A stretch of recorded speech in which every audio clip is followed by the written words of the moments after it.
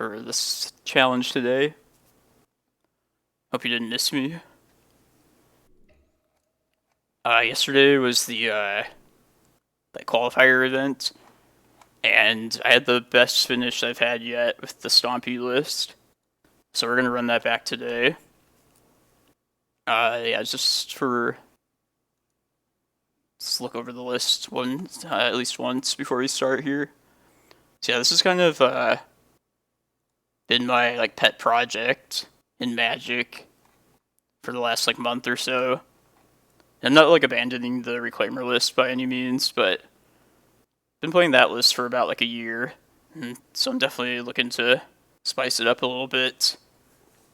And yeah, this is where I'm arrived at. It's still a work in progress. Not just figuring out the list, but also figuring out... oh, there we go. Put my webcam back. Just figuring out how to approach matchups and do things like sideboarding as well. But yeah, it was a 7-2 yesterday for the qualifier event, which got me 11th place. And I have that entire event recorded on my YouTube channel. So anybody that's interested in seeing the Stompy list in action, I recommend you check it out. Hopefully I'll be able to give this deck a good showing today. I feel like I haven't done too well in these challenges when I play the Stompy list, but playing the PTQ by myself, it's definitely some good stuff there. 20 minutes. Yeah, we could probably get a league in while we wait. Adjust this stuff. Alright, I'll set Cardboard Live to make sure that's good to go. Very important news. Later today, Mr. Lee is doing a 12-hour charity stream, and I'm going to make a special guest appearance on that at about 5 p.m. tonight. So definitely tune into that as well. Be playing some 12 posts there, of course. Mr. Lee is an avid 12 post fan as well. I'm just going to start the league with the typical list. And then maybe later in the stream, if we do some in-between round matches, we can brew a bit. Yeah, I hope everybody's didn't miss me. Normally I streamed yesterday, but for the bigger event, I chose not to for once. Definitely gonna mulligan this. Mulligan this as well. This is not the showing that I hoped to start with. Alright, keep 4 of these.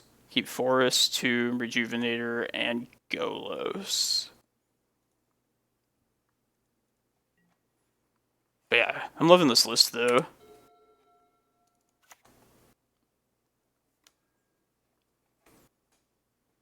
People should not sleep on this Stompy list. It's different, but it's still Cloudpost. It's still very powerful.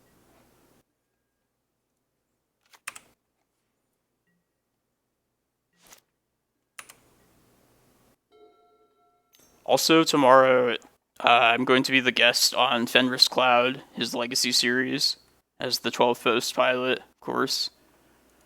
So also tune into that. That's going to be about 11 a.m. Mountain Standard Time, I believe. But yeah, I'll verify that before and stop here.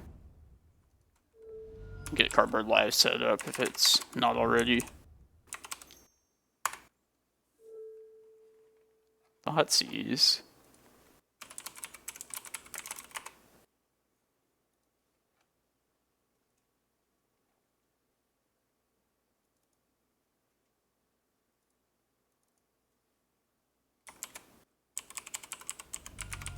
Yep. It's the thing I thought they'd take.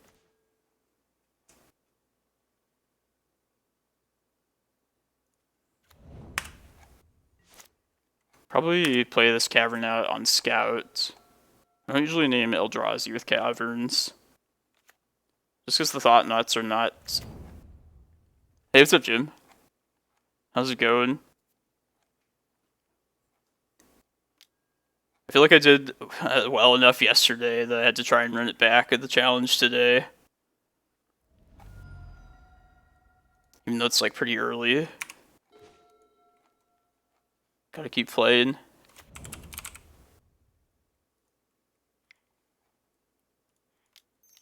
Let's see what's up with the Spyglass.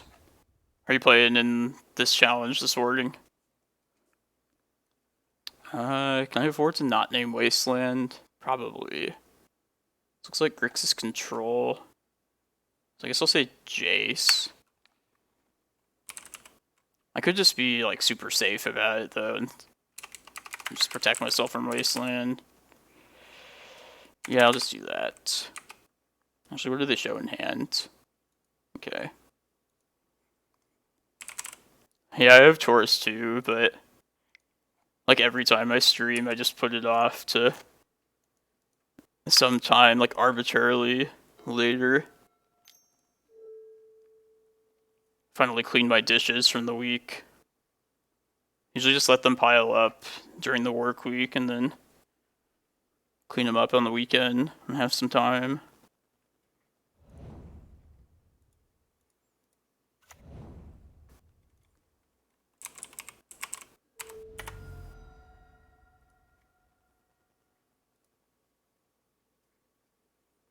And the flow of like these challenge events are kind of annoying sometimes though. The round ends really quickly and then just sitting around. Oh yeah, that makes sense. Yeah, it's starting to get hot out now. Good old Arizona.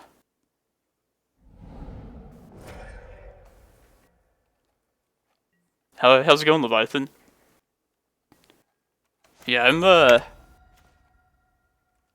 I gotta try and sell the Stompy list of it, because I do think it's pretty powerful. Glad it finally got a pretty decent showing. Oh, Modern PTQ, nice. Miracles. How are you gonna go to time like every round? What are you on in Modern these days, Leviathan? Is it still like a Reclaimer list? Amulet. That sounds fitting. It seems like you're definitely a green land-based player like me. Oh, that sucks. No Reclaimer. Reclaimer is like the all-star cheap creature of the land decks.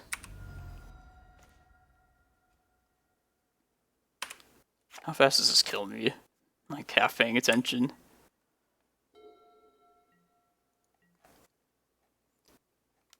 Yeah, I liked your list that had like the 4 Eldamri's Call. And stuff like how I build like my decks. Lots of 4-0s. Very like streamlined, consistent.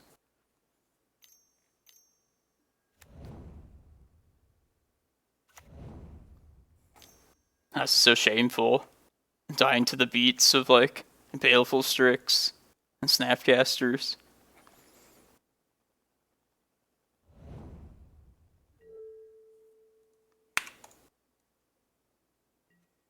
Boom pile. I played the Angers list for a league. It just like didn't click with me, but that's just personal preference. All the post pilots are different with their patterns and everything. Oh hey, Testacular, thanks for following. Good games yesterday as well. I think I'm just bringing Ballistas in. I'm assuming this is Grixis Control. Might be Blood Moons too, so I should probably bring some Force of Vigors.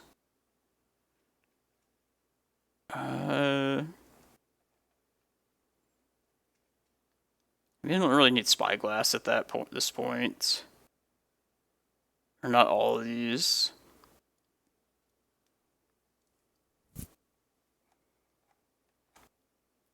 Yeah, I guess I shouldn't be too worried about Blood Moon. But they might have like, you never know. I'll hedge a little bit, I guess. I hope you guys both say no moon. I'm willing to risk it. Is there anything better than these? No, I think we just got Spyglass. I feel like I would know if I should expect moon or not, but apparently not. This has our turn 1 Ancient Tomb, Chalice. It's pretty much good in any deck that does it. I don't think I need Faerie Macabre for that. Like, maybe I'm just, like, underestimating that card. But I don't usually bring it in for, like, Uro. I feel like I would do it for Uro if I was doing it for that.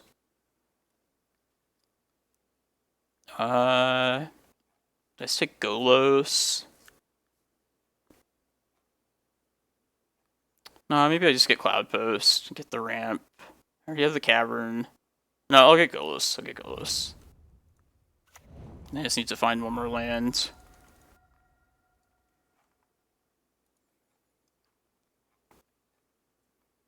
Oh yeah, I saw Leviathan. I was like, are you running your Wasteland? But I played against an Elves earlier, and they did have Wasteland against me. Okay, this could bridge us. So we'll name Elf with this Cavern this time.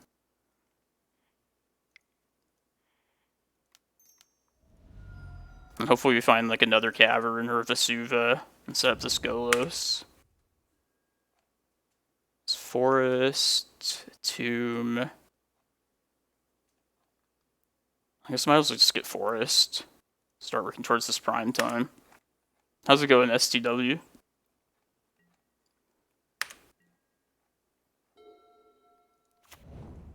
Yeah, I got 11th place in the PTQ thing yesterday. Just trying to run it back in this challenge today.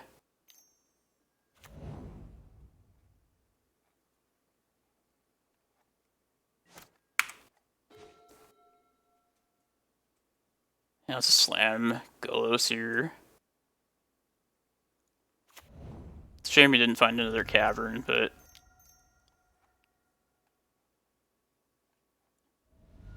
our creatures will get through their Force of Wills eventually.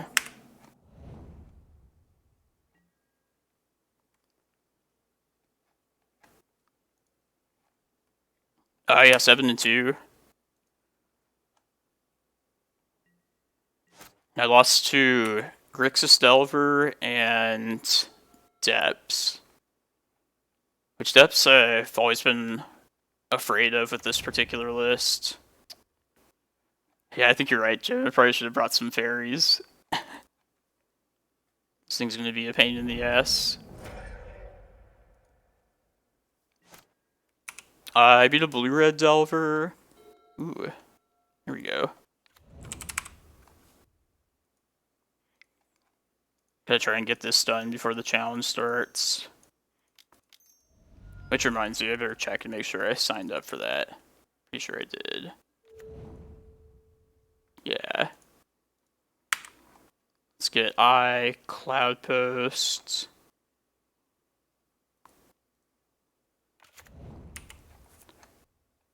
Yeah, I think I just played against 2 different Delver decks yesterday. Blue-red and Grixis. But this list does feel significantly better against Delver than the other list, I'd say.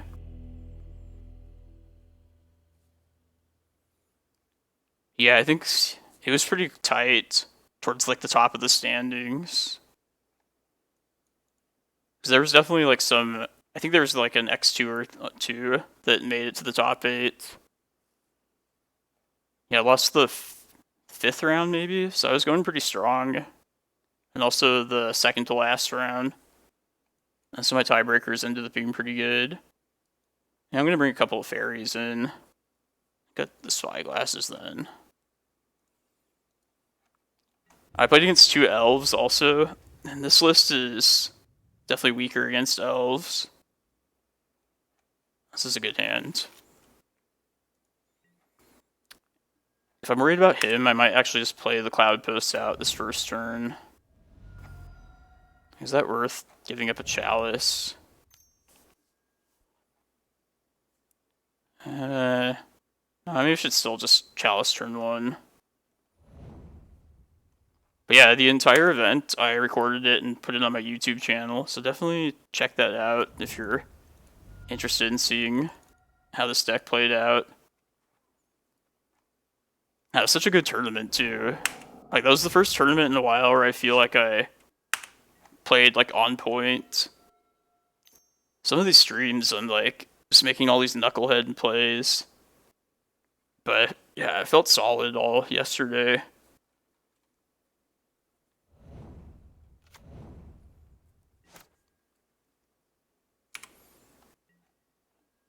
Doomsday.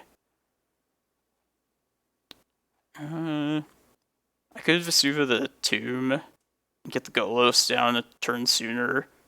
I think I'd rather just get my Cloudpost down, even if it delays me a turn. I get Ballista out of hand as well.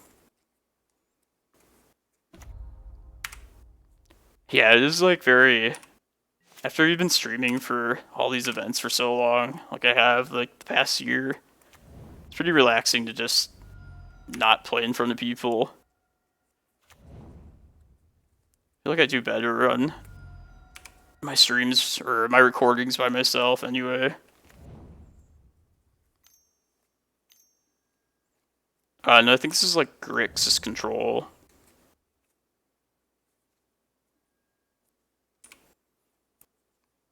Yeah, it was a good tournament.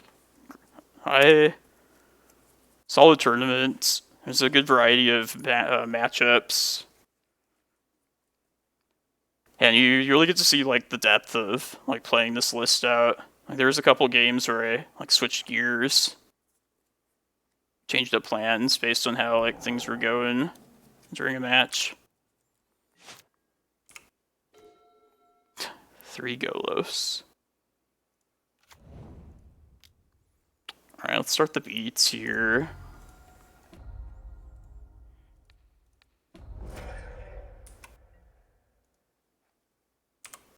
Oh, that's crazy, dude. I feel like those bigger online events, I always play like at the very least like 2 Delver matchups. Like always, every time. Just pitch a Golos here.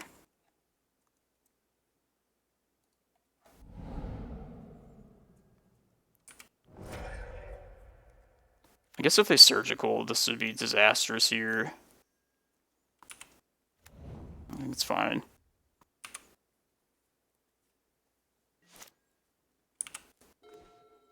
Start slamming Golos. Do I need probably Karakas for this? Yeah. Well, if I get a Cloudpost, I can pump this too. I should probably take care of this thing. Plus the Karakas plays well to the Golos in hand. Keep my Ballista around. I feel like it's going to be a big threat if they can't answer it. I played against 2 Elves matchups yesterday. One Reclaimer list and one like the combo one. I felt like I got pretty lucky each of those, but yeah, then Depths was definitely like the most hopeless matchup, which I have always been like pretty fearful of at this list.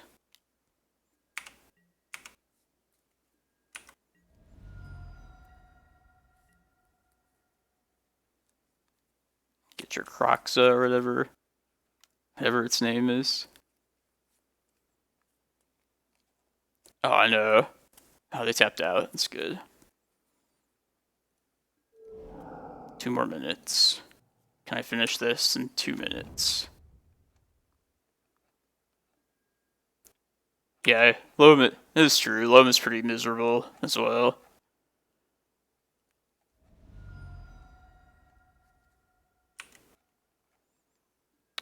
Yeah, actually, not in that tournament, but also land is extremely difficult too. Alright, let's clear this. Let's attack. And I'll leave some mana. And I need to play this Cavern out as well, just to be safe. Just trying to figure out how much I can pump this. 3, can't do like simple math.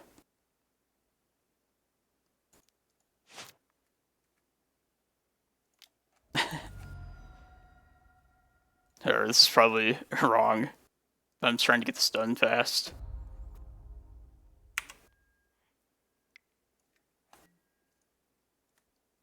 Hey, good morning, one and only. Hope you're doing well.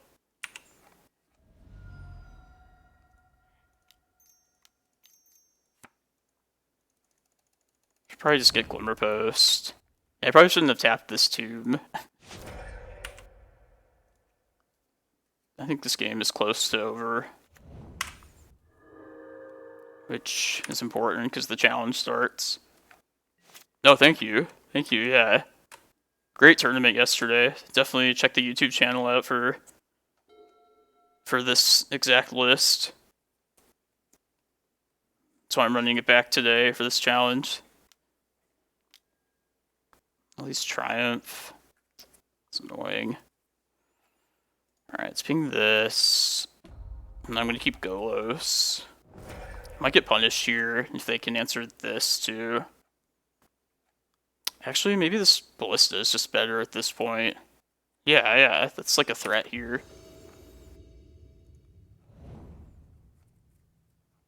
We probably have K command now.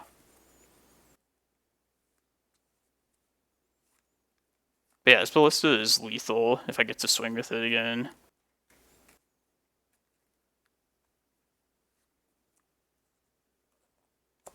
Nice. Nice.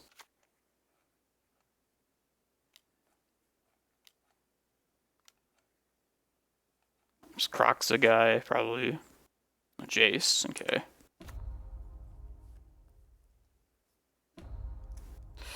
Wonder if they have the counter for this.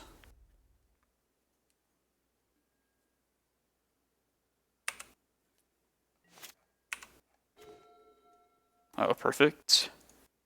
I'll clear the way with this Thought-Knot.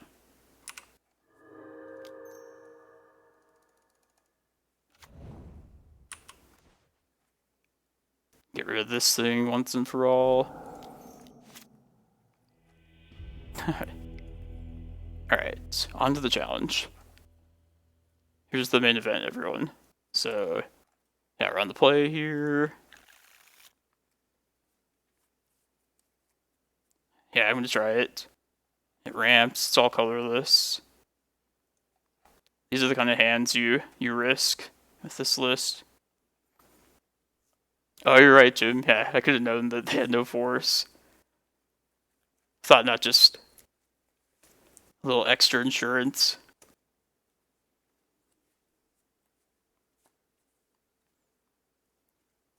And Thought-Knot's kind of like the odd creature out in this deck. But I still like it. I think it's still worth for like the versatility and the disruption.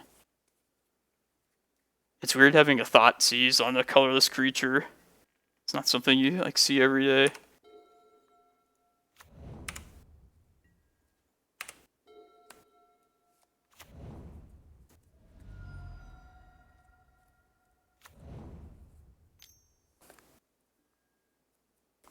Therapy. What do you think they name?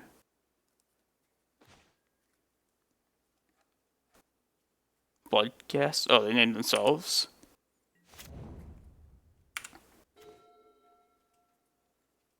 Alright, let's play Chalice out here. Oh yeah, the Angers list didn't go well for me, but it's just because I was not used to it, really. But yeah, he has a sweet list with like the stirrings and plus like Reclaimer. It's definitely very sweet. Oh, this is a great matchup for us.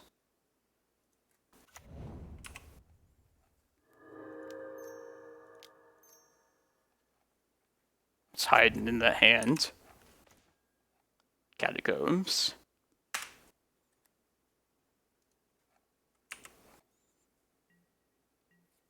Oh, nice. One and only.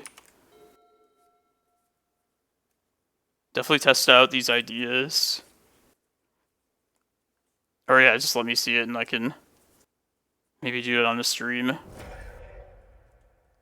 Uh-oh, bridge from below.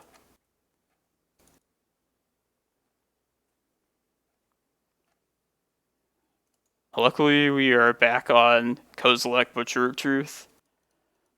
So we have extra anti-mill defenses today.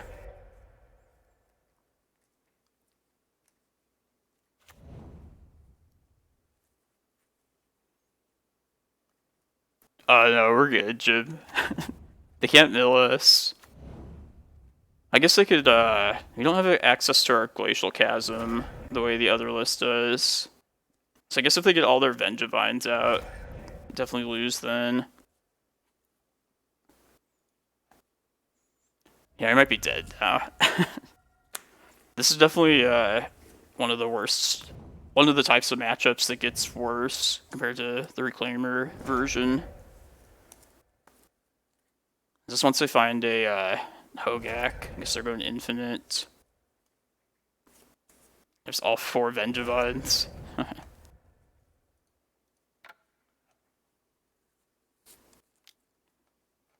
Yeah, so one idea I had with this list was just having like extra Glacial Chasms in the sideboard for these specific types of matchups.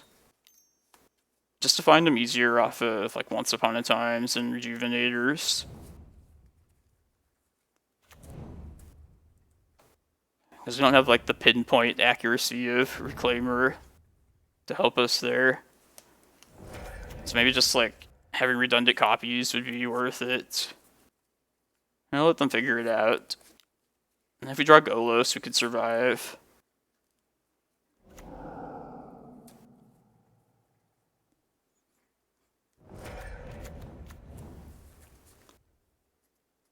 So how's everyone doing this Sunday?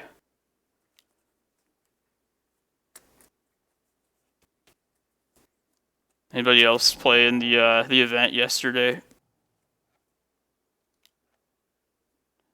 Encounter anything cool if you did?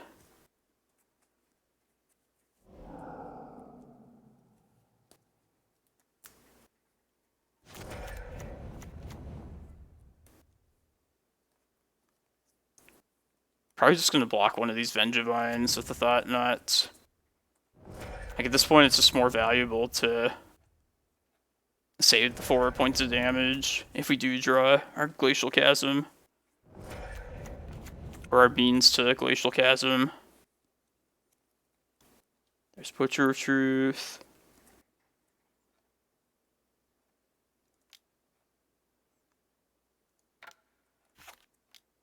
Reach from below.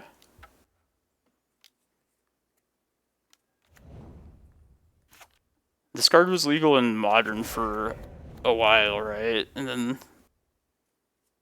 they banned it like way later.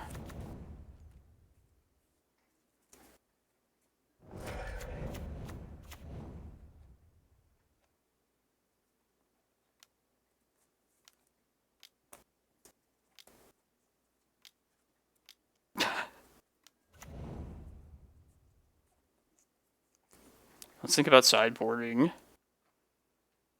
Definitely the Faerie Macabres are coming in.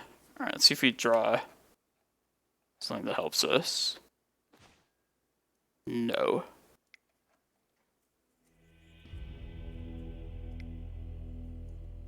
Yeah, they saw the Eldrazi. Maybe getting it to a point where, like the Glacial Chasm was gone, but they haven't flipped an Eldrazi. Yeah, we are running a Tabernacle, which I do think is very important for this deck. People don't want to hear that, but I think it is. I probably should bring some number of Force of Vigors. Not only to answer Altar, but also their Leyline of the Void.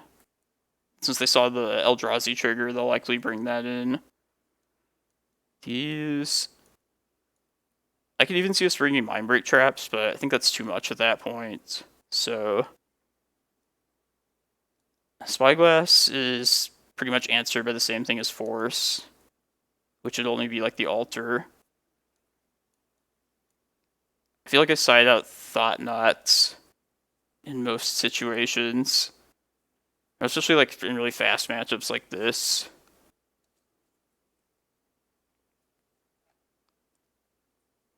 I'm at like the last 3 cards or so that I want to side out. Maybe I don't need all these Force of Vigors. Maybe just like 3 is fine.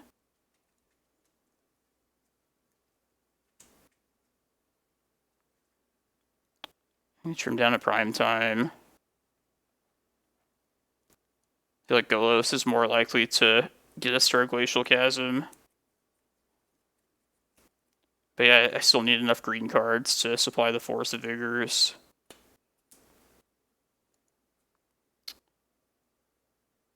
If we get a game 3, I might change the Chalices, side them out on the draw.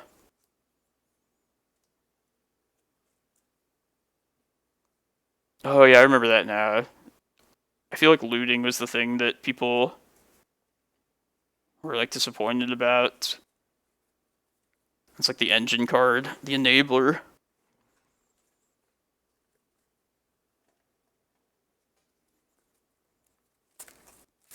I love how all the most broken decks and strategies from those kind of formats, they just like migrate to Legacy.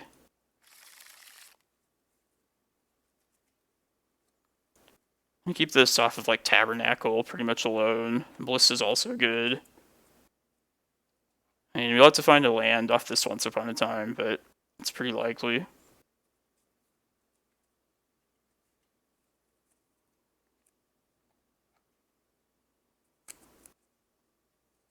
See if they brought their Leyline in. I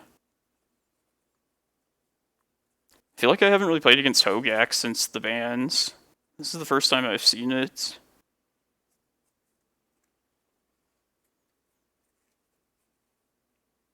I remember that deck, Arclight Phoenix. Alright, no Leylines.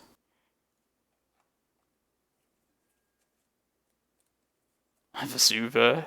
There's also Faerie Macabre, but I need to take land here.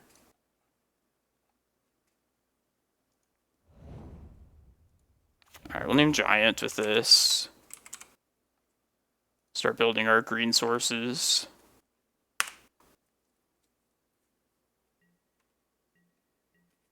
And then, depending on what the opponent does, might play Tabernacle as my second land. Should probably play the Vesuva in most cases, but just to get this Ballista online. There's a bridge. Don't think I blow it yet. Oh, there we go. That's good. I'll name Elf with this one, if we happen to draw that.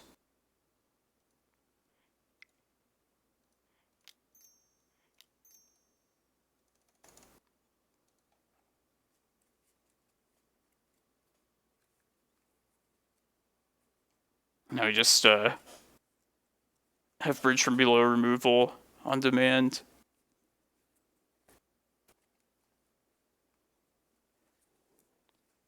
If they play out a green source, I can Vesuva that from them, get my green that way. Just hoping it happens next turn.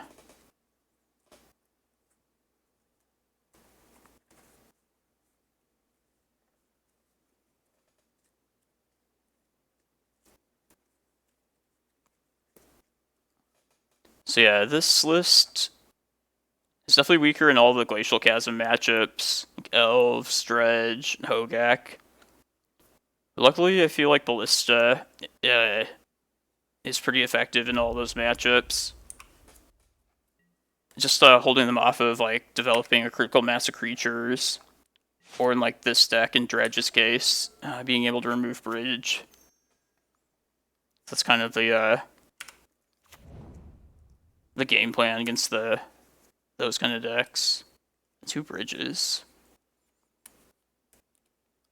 I'm gonna blow this. Yeah, I want to take it out now. Where are they targeting here?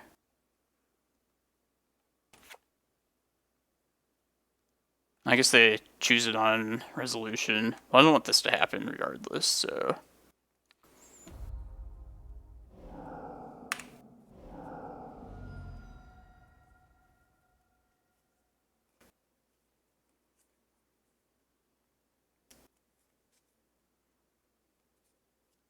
Oh.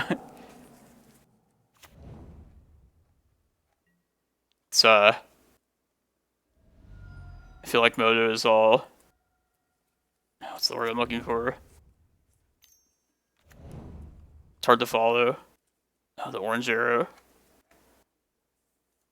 I feel like I've been screwed over by Moto mechanics in the past, though. Oh, there's Hogak. I could therapy away my hand here, too.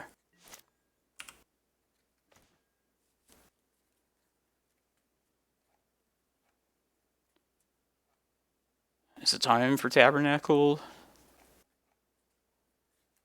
Or do I get my green source here?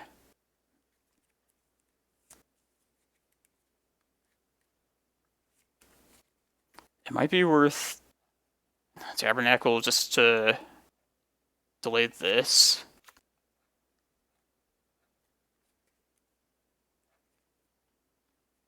Yeah, I'm gonna try that.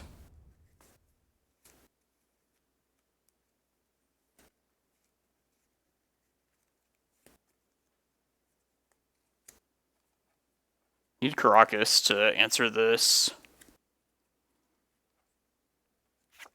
The old-ass Legends lands. Tabernacle Karakas. Handle most creature situations.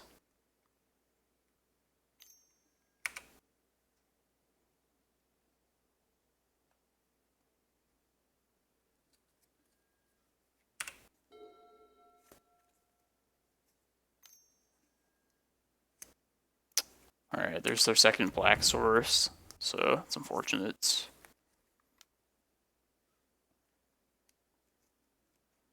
Definitely up against it now.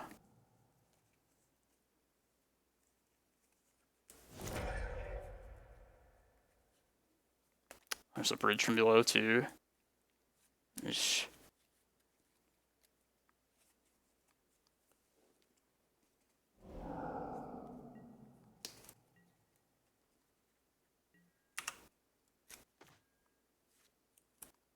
Alright, that's not bad. Oh yeah, looks like it. Alright, let's get our green this way. Hopefully we're fast enough.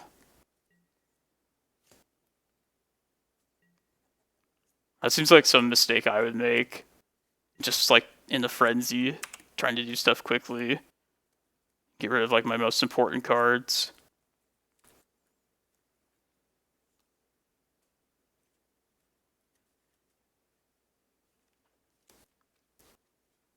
Yeah, I could have done the Vesuva 1 turn earlier. I think I was thinking like taking them off of like casting Bloodghast, playing the Tabernacle out, but I might have definitely been wrong. This Rejuvenator will be a chump blocker here, which will be nice.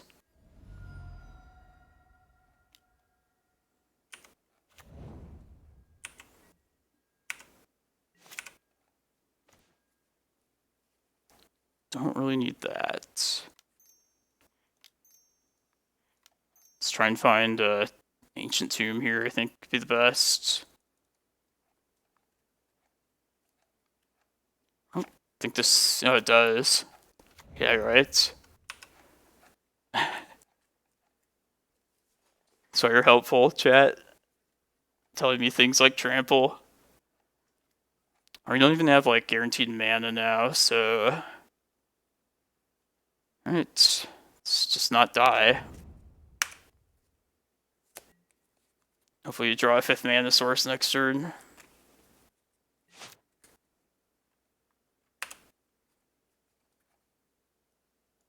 Let's jump a token then. Assuming we don't get Vengevine or something here.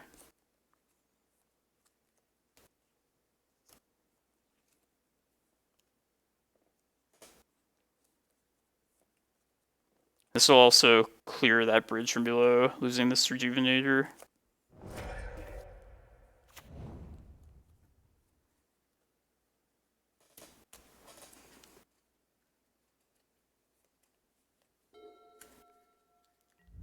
I mean, I'll take the 1 less damage. I don't want to pay the Tabernacle cost here, so...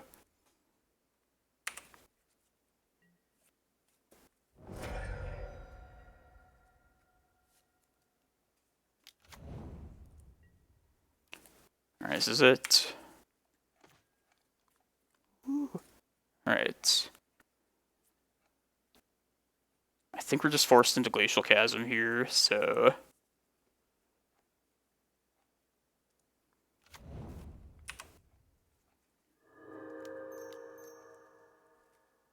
I'll get rid of this elf cavern here.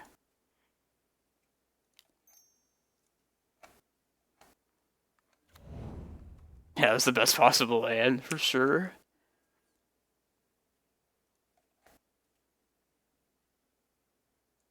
And hopefully I can string stuff together with this Once Upon a Time.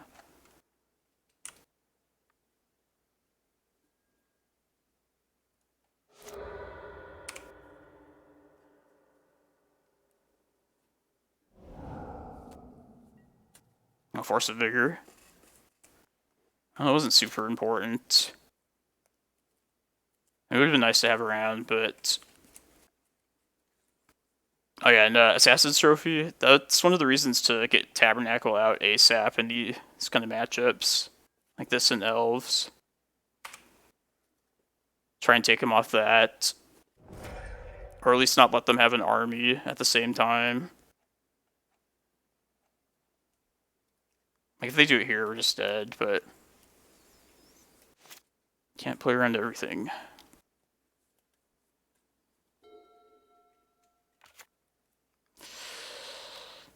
This looks like it. Alright. We're dead.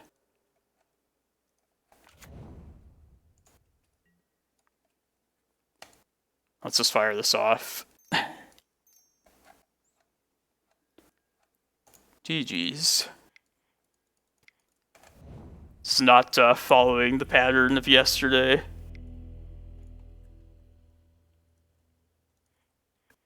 Oh well. I feel like it's every time I stream, I do poorly.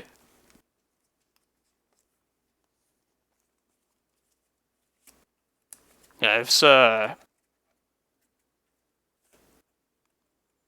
yeah, it's usually a pretty good matchup for the other list, but like I say, this is a different list entirely. Different set of matchups. Like some of the combo matchups I feel a lot better about with this list, like Chalice, like Sneak and Show for instance. Yeah, but other ones? Oh, good games, Ryan. That was critical Assassin's Trophy. I'm assuming you were the player that last round. Maybe not. Oh, yeah. Yeah, I feel like Assassin's Trophy, that was a card I was really worried about when it first got printed. And I feel like it just didn't show up for the longest time. Now it's back. What's up, Matt? Oh, that reminds me. Yeah, I'm 0-1 now. Lost to Hogak this first round. Yeah, there's no Bajuka Bog in this list. And that's something I go back and forth about. Like the one of lands you have to search up via like Golos and Primetime. So yeah, all the singleton lands you choose to include need to be good like at a later point in the game compared to like the other list via like crop rotation. Oh, nice. Hogax. It's very Ancient Tomb dependent. This is probably still fine. We got a turn 1 Spyglass. And then we have the Golos happening turn 3. Oh, nice. 4 in black border. This is another difficult matchup compared to the other list. So we're going to lose this first tomb.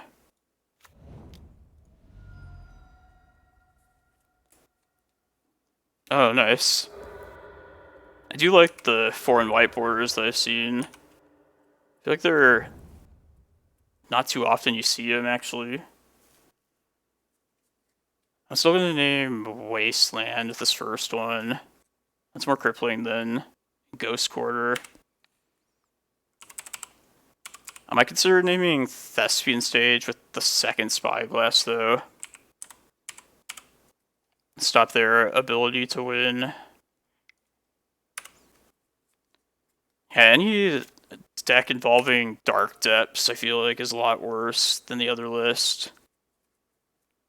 This is just a trade-off of matchups.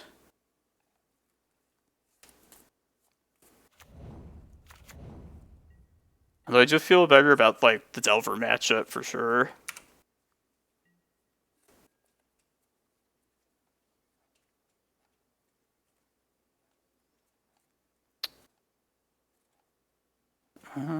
Yeah, I think I just play...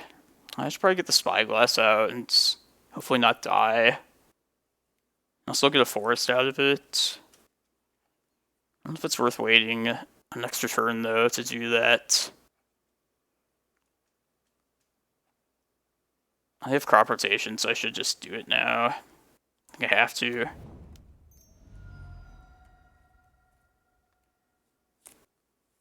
Probably Ghost Quarter right now.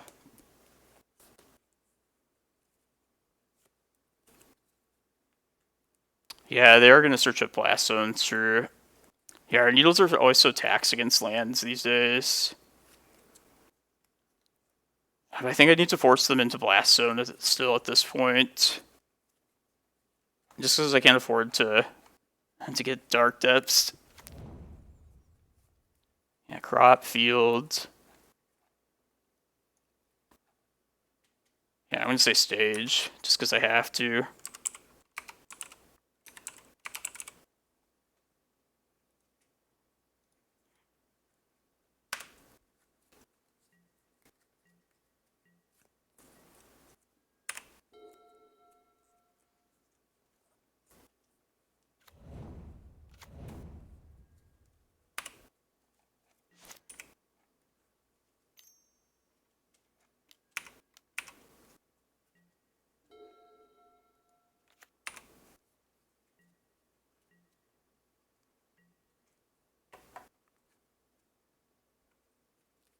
This might be crop rotation for Blast Zone here.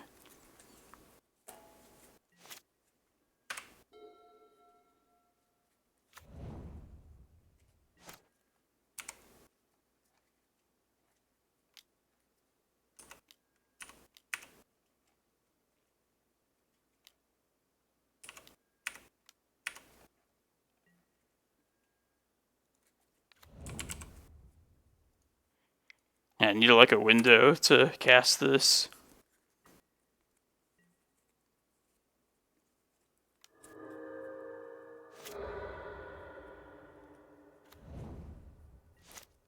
Blast Zone.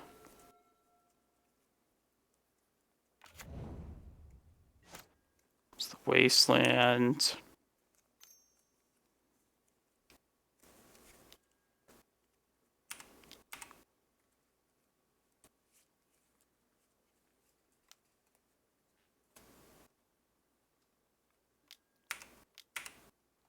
They're definitely playing it right, like being suffocating.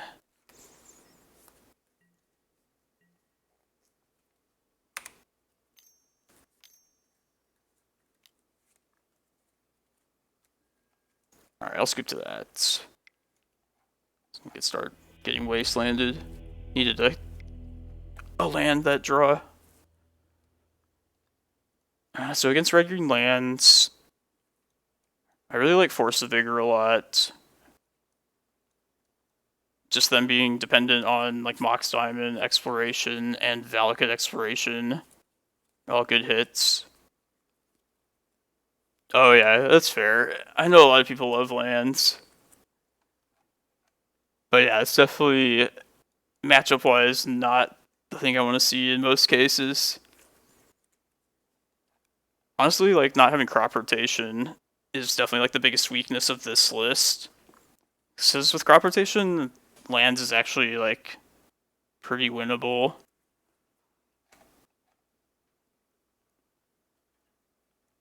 The other list looks a lot better. Yeah, I think it's overall the Reclaimer list is probably better, but I've been playing that deck for like a year. Definitely want to mix it up a little bit. Trying to at least like tune this list to as good as it can possibly be. Yeah, it's kind of like a pet project of mine. Ballista can come out. Kozilek. I feel like Chalice is still good, especially on the play. But I don't know what else I would cut, though.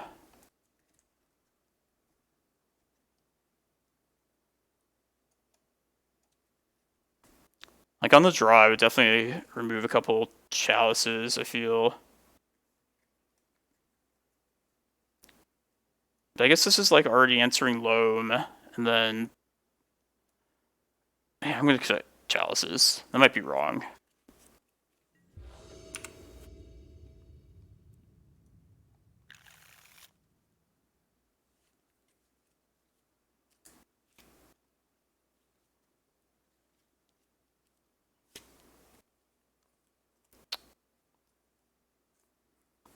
I think I can keep this hand.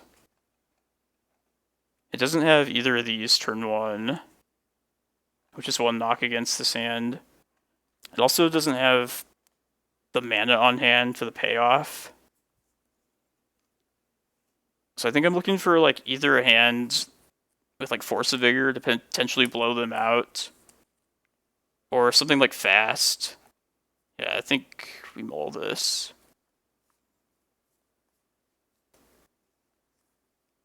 I'll try this one. Put Ulamog back. Like the lands itself are kind of weak, but let's see what this Once Upon a Time finds. And it's possible that just having a mana heavy hand will at least be good enough to get us started.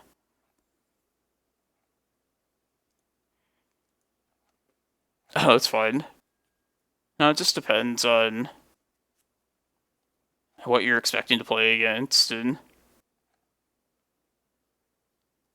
I'll take the basic forest here.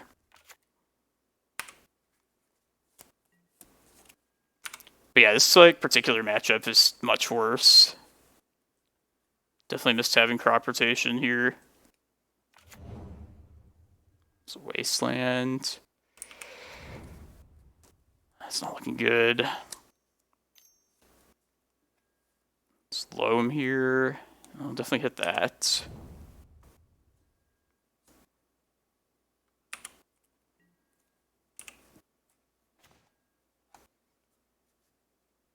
Should probably tempt them with probably a tomb first. Maybe it's the cavern actually. Yeah, do that. It is my second colored source, but I feel like I'm gonna have to get through this wasteland at some point here.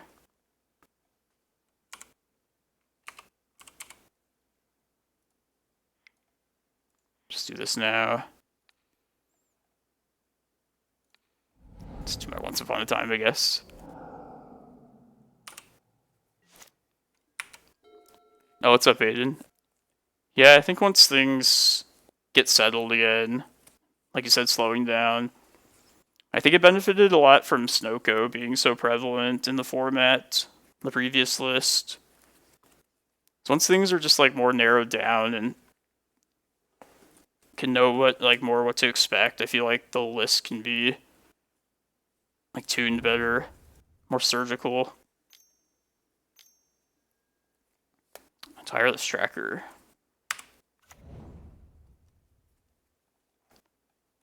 This is a card I was thinking of possibly running in the Reclaimer list myself. It's kind of like an option against like fair stuff.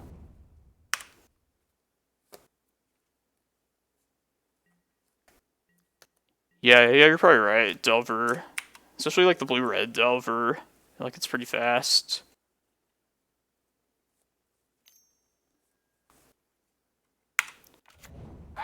Man. And this thing's gonna kill us.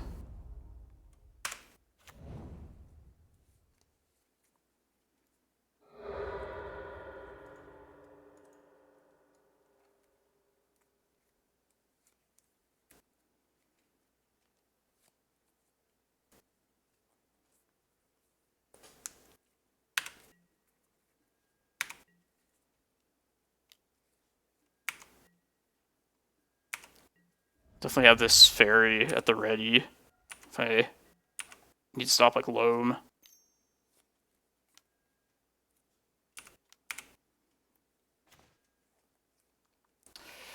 Man, now I should have like I was considering like, man, should I name Elf with this? But I have my green source for Rejuvenator already. And they punished me for that.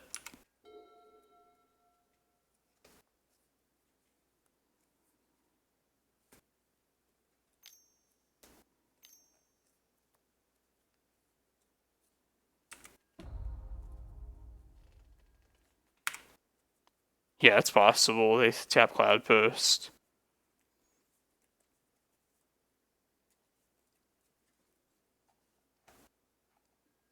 Especially with Valakut Exploration, I feel like lands has a good way to do like chip damage. So they don't have to rely on like a single 20/20 swing to kill the opponent.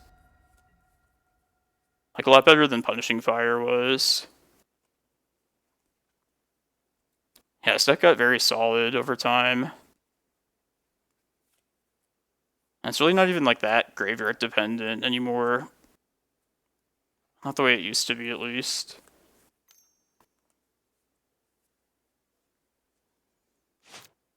If this is like a Loam here, I probably would just have to hit the Wasteland.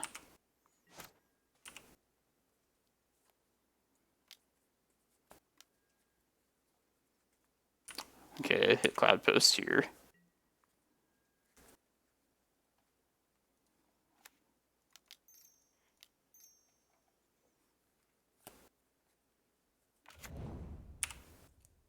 Now I just need some...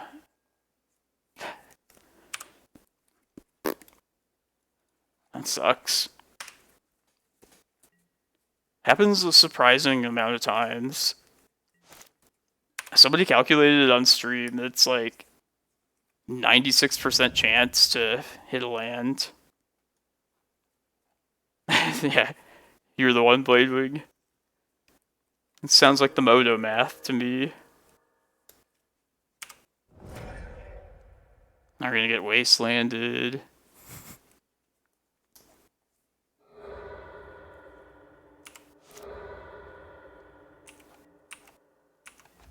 You know that when Companion first came out, that Gyruda deck, it like revealed the top 4 cards of the library. I feel like that one never missed when I played against it. Yeah, but then my like Rejuvenator misses like a fourth of the time, I feel like. I feel like it's kind of bullshit.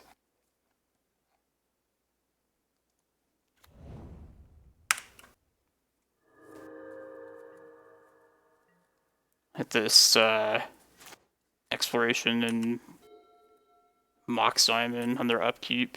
Or on my upkeep, rather.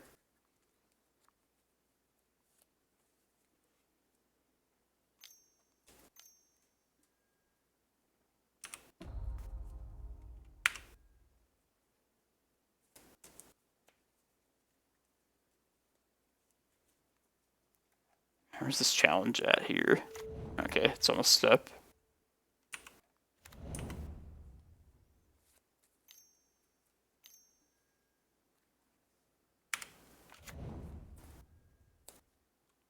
I guess if they're giving me a window, I'm not going to tap out here.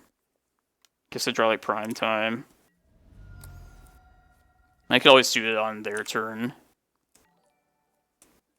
Alright, we're just dead. Hey, thanks for the follow. Appreciate it. Yeah, I'll just concede that. I mean, I guess I could hit the clues, but they have like library and stuff too. Yeah, the math, just thinking about it, checks out, but I don't know, it just feels like bullshit to me, if you ask me.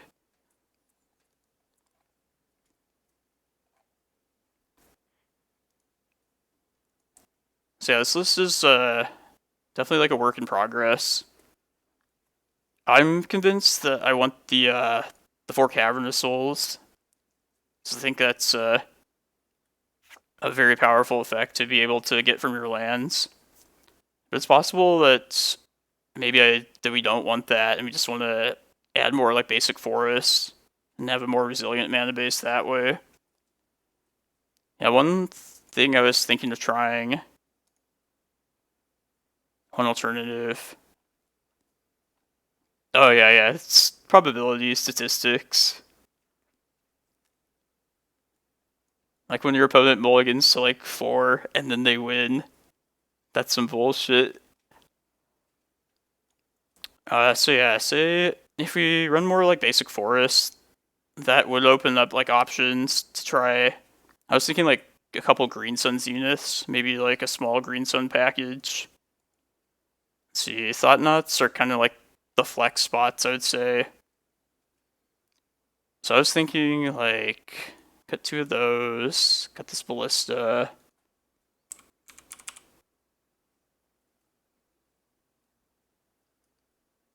Oh yeah, I'll check that out. I'm gonna probably try this this variation with more basic forests. Like, I don't know if it's worth giving up the caverns, but it's just something to think about as far as how you could possibly build this deck. Yeah, I was thinking like 1 Rex Sage, 1 Excavator, so has some little utility. And of course Green Sun is just a prime time at 7 mana. So yeah, I was thinking of adding this like small Green Sun package, or 61. I guess just cut the caverns at that point entirely, or just have like a single one. Let's go up to like 6 basic forests. At one time. Yeah, I probably would do this if I wanted to experiment a little bit. Yeah, I think 1 cavern. I don't think we want to get rid of them entirely, but just have 1 to like search up via Golos. But yeah, I might try this after this current league is done. See if this these couple of Green Suns give some like flexibility. Oh, that's a good idea too. Could at least like in the sideboard, somewhere in the 75, should put Oof in. Oh yeah, it doesn't really hinder us. Let me check out this one and only list here. A main deck Oof. I mean, Elves runs at main deck, right? Angers plus Tony's Reclaimer, Stirring's Post.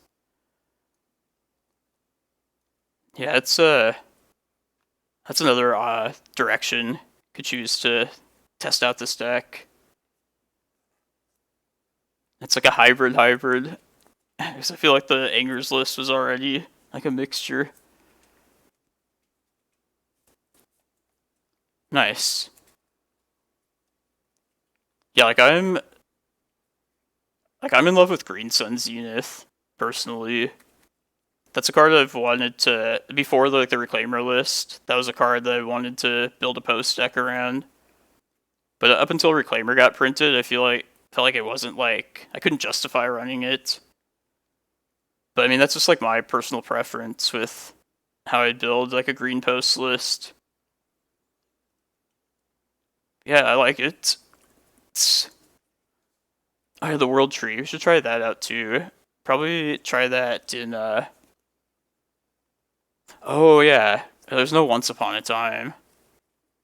Needs Once Upon a Time for sure. Like, that's the first thing. I can't believe I missed that. Yeah, I would put, Yeah,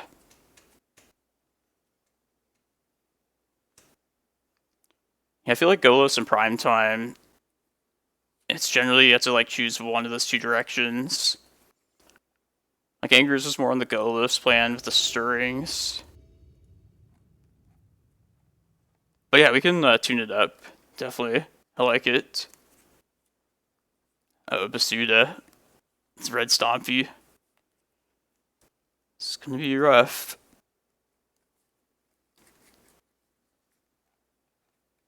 I'm gonna ship this.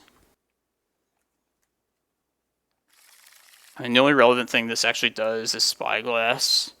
We can't even cast this through Blood Moon.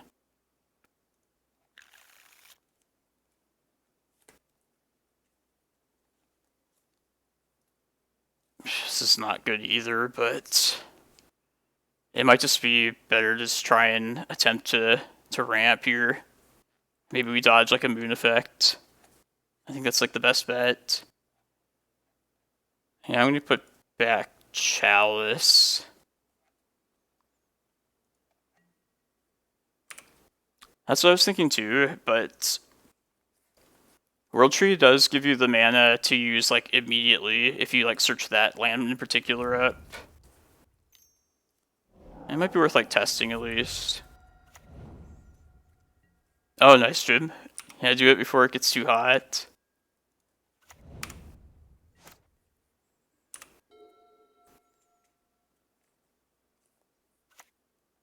But yeah, otherwise I pretty much agreed with you, Bladewing. I do think it's better, like, you get more out of, like, a single land, as opposed to, like, World Tree, where you're tapping, like, 6 lands total. Hey, speak of the devil.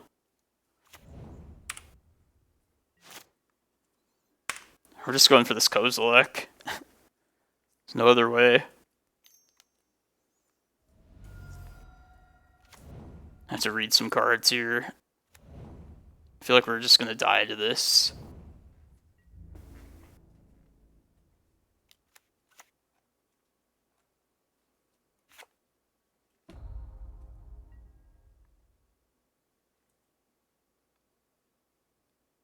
Okay, so this... You have to own different stuff.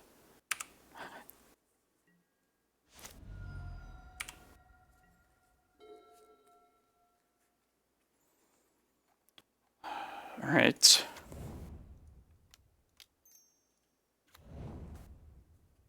Two Chalices.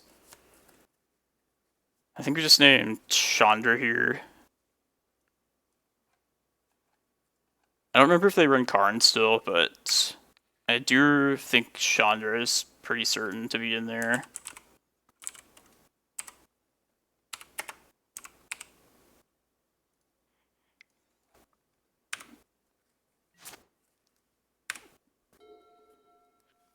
No Blood Moon, no Blood Moon.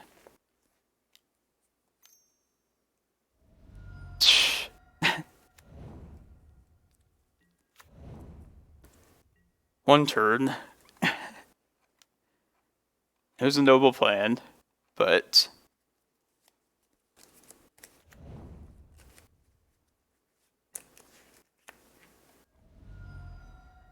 Let's just see if we draw a forest. Okay.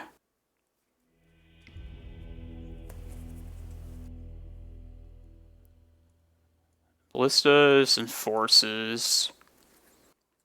I'm actually going to bring Tabernacle just as another mountain, essentially. And also, if I break out of Blood Moon, this is, could tie up their mana. Okay, so definitely Chalices are cut. I think Thought-Knots after that.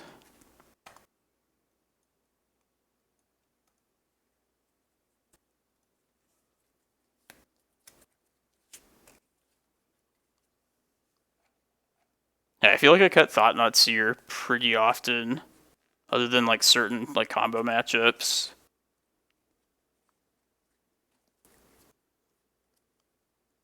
Yeah, it's another thing I miss about that list. The old like turn 2 Dark Depths. Definitely happened a few times on stream. It's just so like, so justifying when you get to do that. Use like their own Blood Moon against them.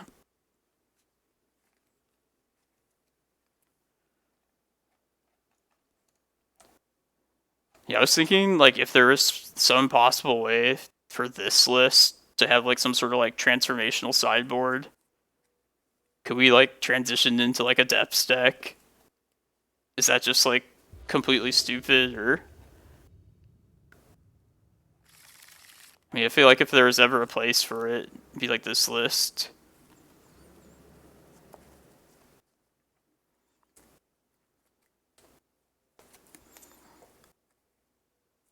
I don't think I should keep this.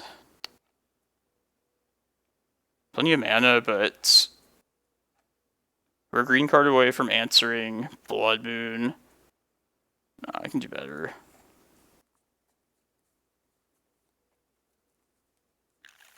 Yeah, I like this better. Put back a Cavern, I think.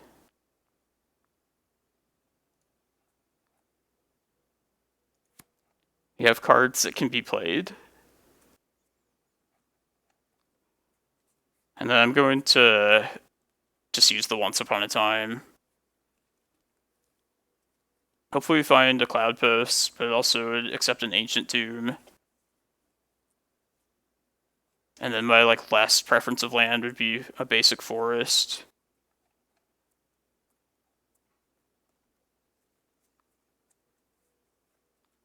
Oh, nice. Yeah, I'll check it out.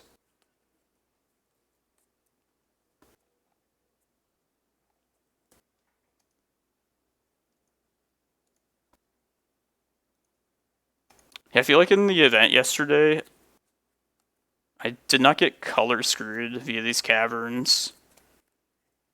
Like before I started running a full set of these, I was worried that we wouldn't have our green mana to cardcast this. Or just have like the ability to cast Rejuvenator or Prime Time. I feel like that didn't come up at all yesterday. Glimmerpost Mirror. Ugh. Man. And what a world we live in. When there's two green post decks playing against each other. Never thought I'd see the day.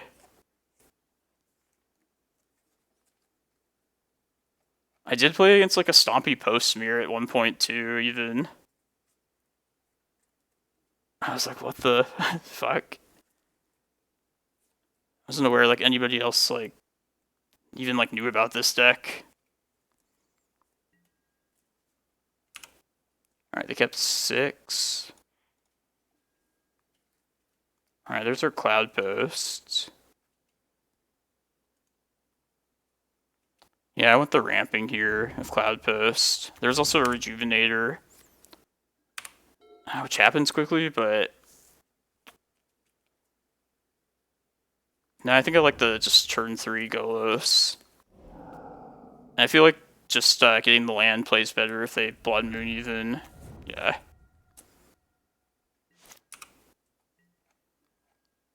Yeah, I was considering taking that Rejuvenator, but doing that would not have helped us in this spot.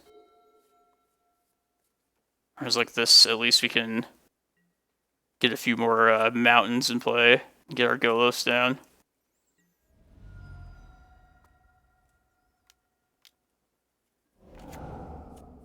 Oh boy.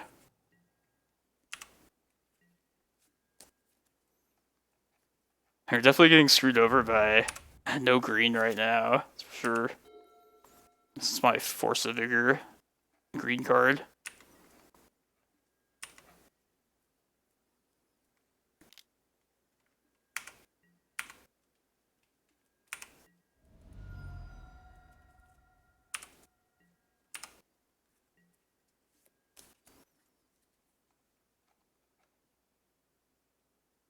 Yeah, I'm just gonna play this out. Maybe we find another forest.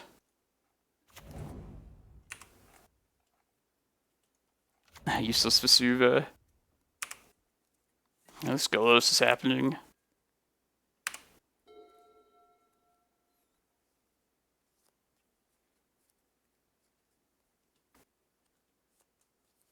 We might just be dead to Fiery Confluence now, too. I don't know if they still run that card or not. Shatter Skull.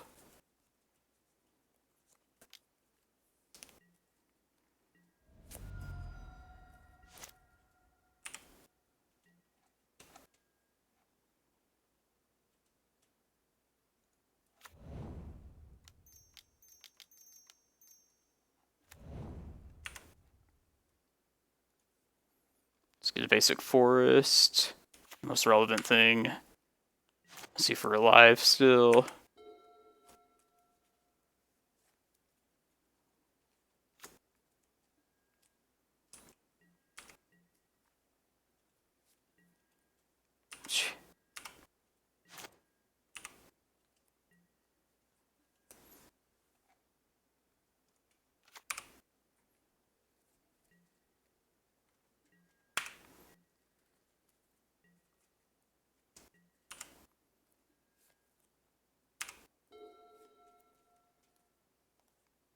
Need a Walking Ballista.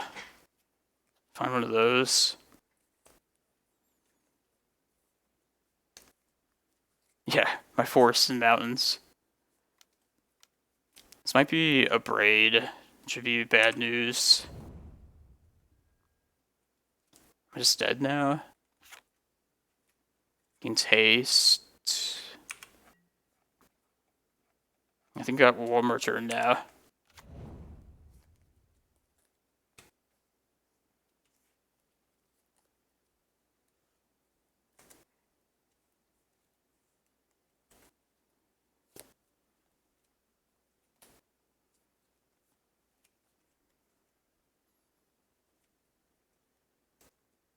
I feel like it's just Walking Ballista or bust.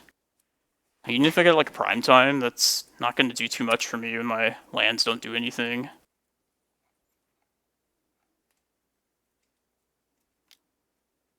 Fuck this.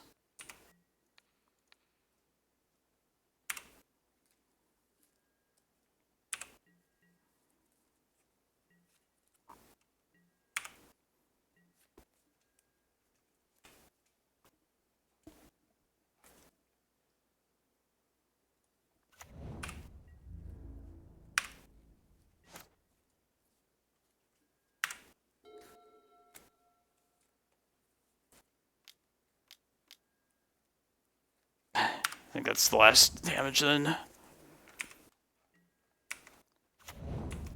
So Force of Vigor wasn't relevant at all this game. Interesting.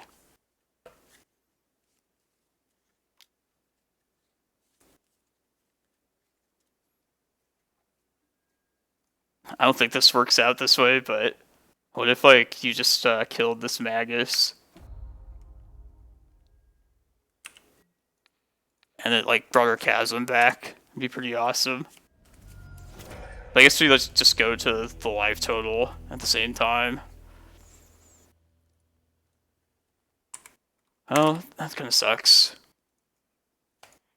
Definitely check out the recordings of the tournament yesterday. I swear this list is good. It did a lot better in the higher profile tournament.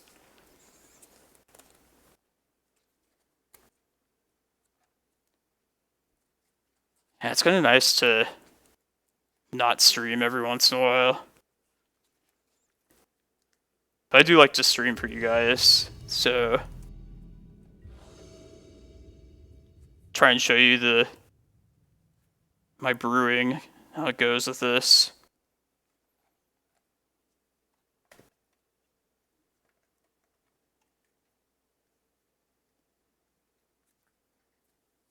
How many players are in this challenge anyway? 81, okay.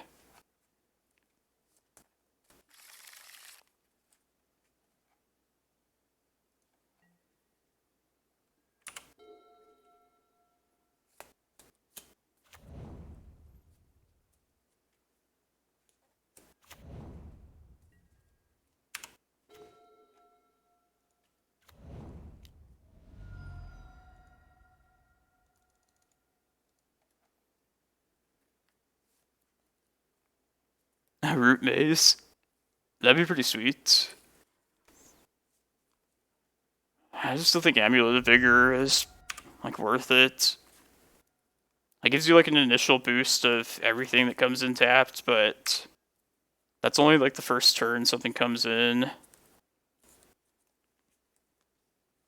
Compared to like Candelabra, or it just like does something every turn. Although I guess it is like $1,000 cheaper, so there is that.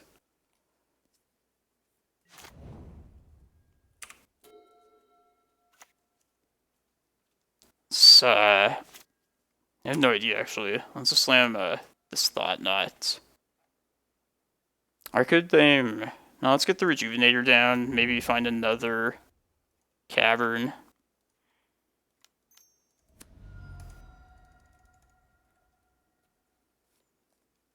Yeah, B2 Bladewing. I don't think it'll be necessary, but the option is there. Alright, let's get Cloudpost.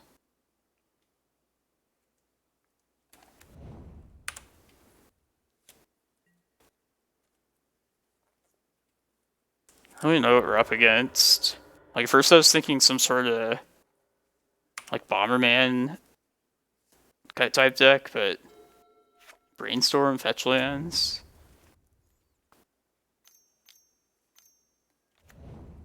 Mentor, it's not good.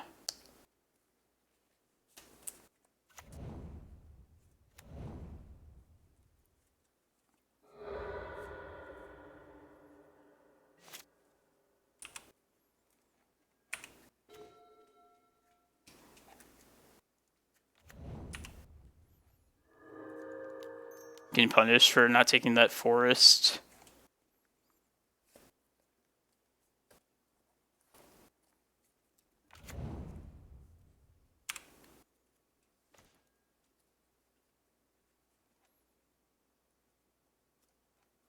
Probably just... I don't even really care if they Terminus. Like, I would prefer that. I guess just force a negation.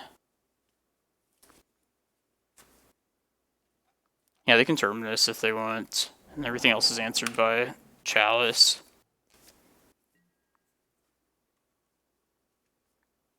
Maybe I should just fire off the Spyglass and try and get through it. Not too late. I'll save myself the damage then.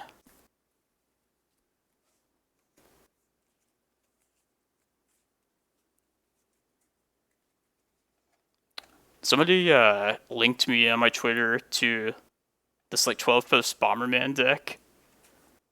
And at first I didn't realize it had like post lands.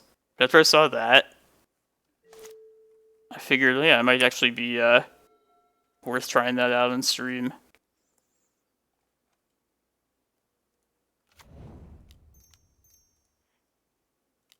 Let's play another Thought-Knot out here. Thoughtos. I didn't think we were in that good of a spot there. I wouldn't have conceded if I was them. I'm definitely gonna bring Ballistas. They showed us a lot of basics, so there's probably back to basics. That's what usually alarms me when I see like fair blue decks with lots of basics like that.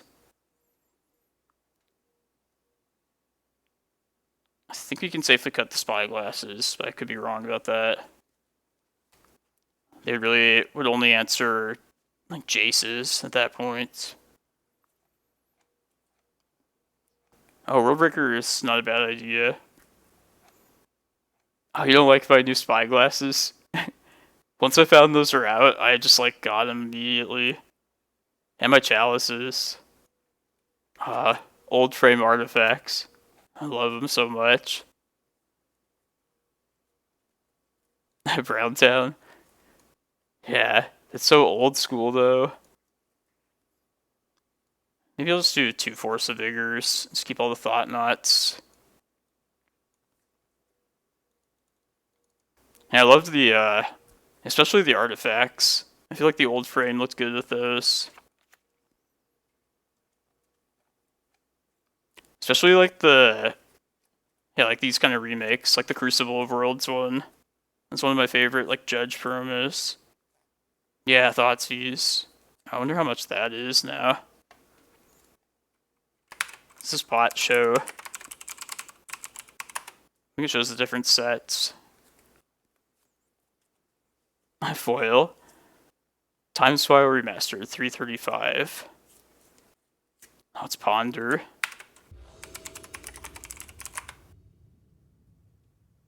At 250.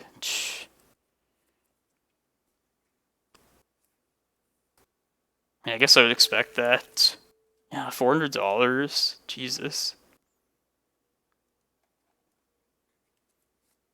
I know the original Thoughtseize foil, like, just that one was super expensive. I guess, like, any OG foil is gonna, like, kind of command that kind of price tag.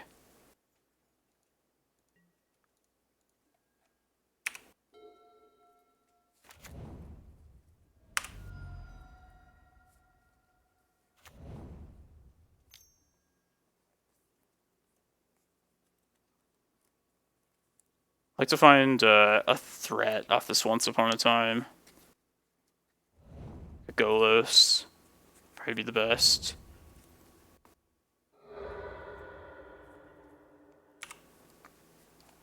Is that how much beta counter spells are? $400.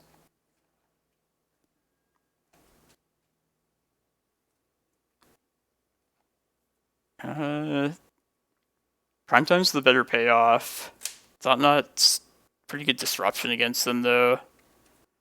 I'm gonna take the Primetime, though, just in case we find, like, a Cavern of Souls.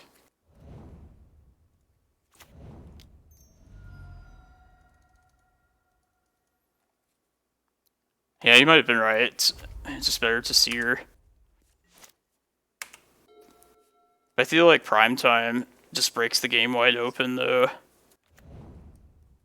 I could see either or.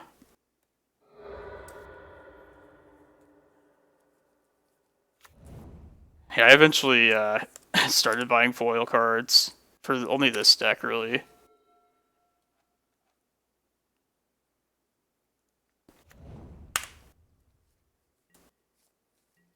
But yeah,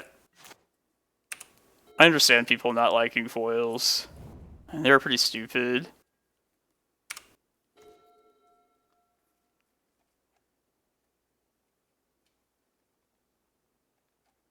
If I Vesuva this Tomb, I could take 6 damage and cast this next turn. I think we're just fine waiting here, though.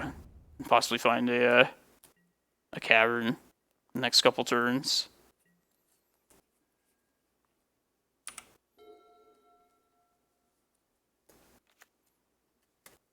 I wonder if this is expensive, too.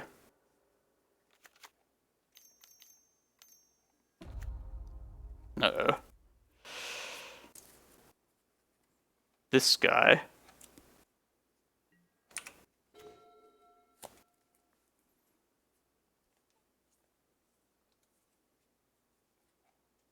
Playing the Chalice on 3 might actually be worth it here.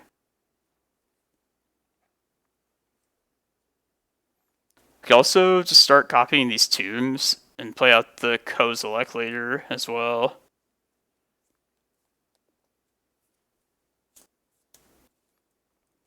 Yeah, I think I played to that at this point. My life total's not really going to be an issue. It's more about this Jace.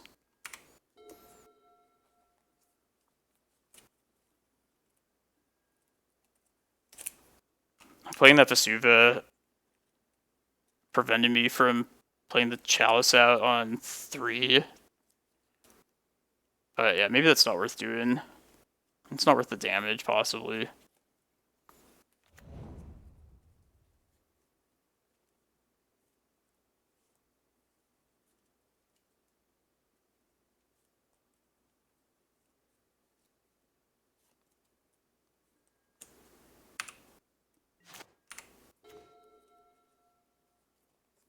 Alright, now I think I just start slamming, since I have redundant copies. Do I play a 4th tomb here? See, I'll go to 12. Then next turn I'll go to 4. Yeah, why not?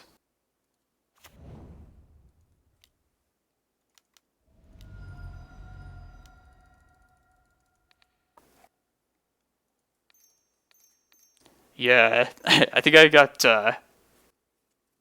stuck on just playing on 3. Tunnel visioned. Did not expect that to resolve.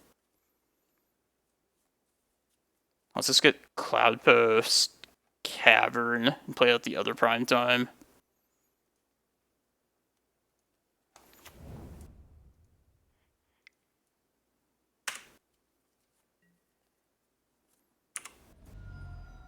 Yeah, maybe it's just their hand is like all air, just all cantrips.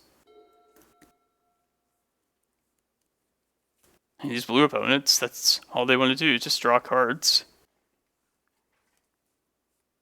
And the cards don't have to do anything, just draw more cards.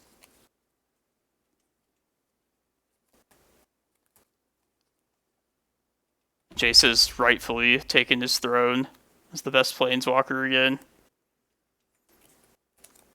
Although he doesn't seem as like far and away good as Oko did.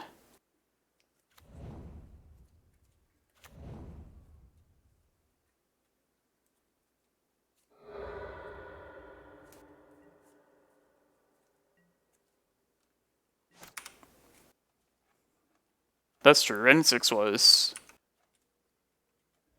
pretty wacky. Entreat the Angels.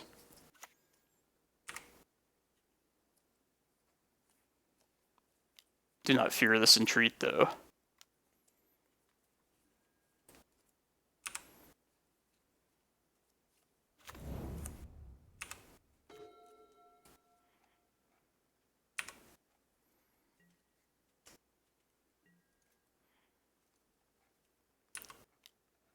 Let's get 2 Cloudposts here, and then with this prime time, get Eye Chasm.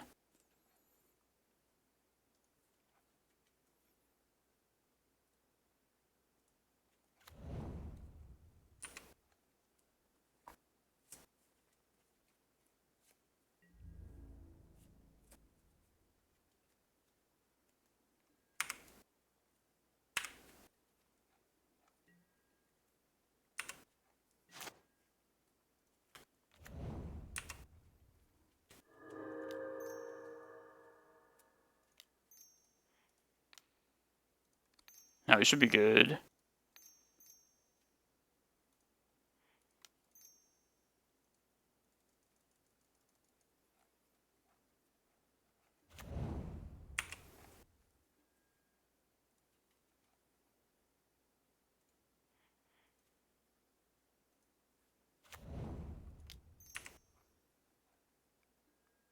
I'm just going to play my Chalice out on 3 here too. Stops Mentor, stops Blood Moon, or not Mentor, back to basics. Mentor 2, but probably a Force Negation anyway.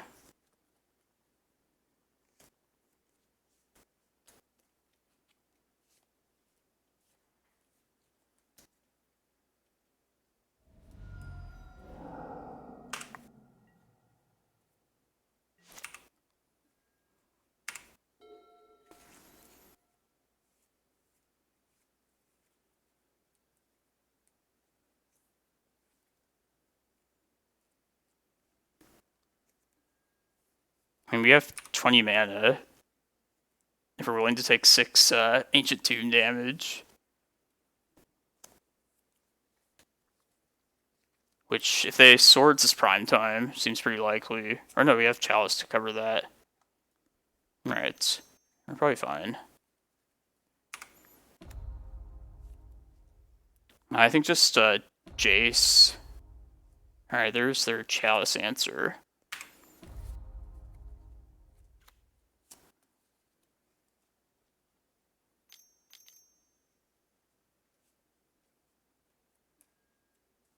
Mentor. Okay. Probably do have a Swords, but that makes it more okay to get rid of Chasm here.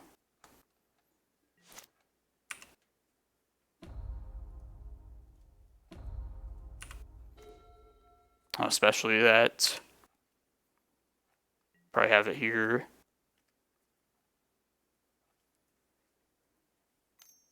Yep.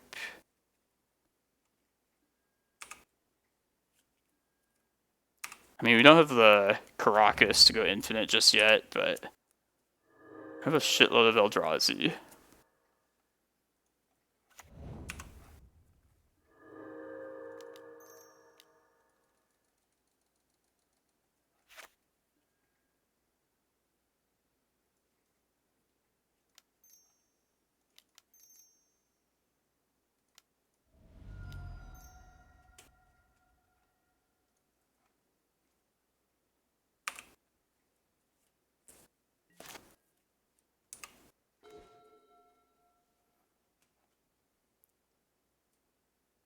I think I'm going to see if I can find my Karakas off this Kozilek before anything else.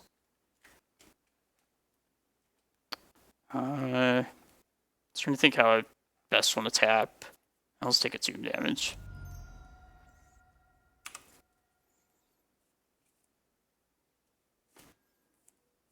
Oh, there it is.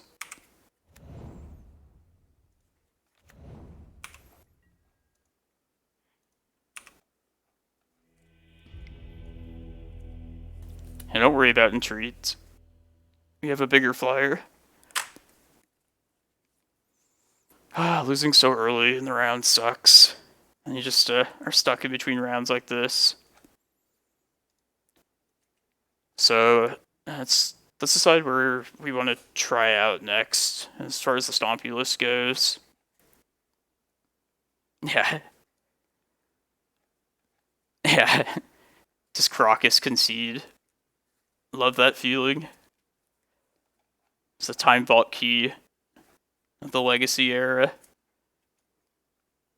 Yeah, that's like always been a thing with this list. And no matter how much like the cards and like the colors in the deck change, it's always been infinite Emrakul turns with Karakas. It's always been like one of the charms of the deck. You guys want to see this slight Green Sun package? See how this pans out? Wouldn't mind trying that out. I feel like the Cavern plan that I'm on like right now is probably like ultimately the better plan, but I'm definitely down to test and brew a bit. I know you're all about the Mox Diamonds, naturally, but I don't know, I feel like this deck as it is can't handle like the card disadvantage of that card. Or what happened the last time I used Mox Diamonds? I think I ran a couple of them, and like I kept getting like Brazen Bard and like little bullshit like that. Excuse me. Yeah, this is spicy, but this is what I've been working on the last like month or so. I do like Cataracts. Oh, that's another thing. We could try World Tree in place of that. See how that compares. Just to test it out. I really do like Cataracts though. I haven't played this card until this particular list. And I definitely can say I like overlooked this card in the past. Like it's nice just having all your color fixing within like a single land when you get to that point. Yeah, World Tree's advantage is that at the beginning it can be a green source. Even though it comes in tapped, it just is a green source from the start. So yeah, whatever we test out, I'm just gonna try the World Tree in place of Cataracts, just to see how it works.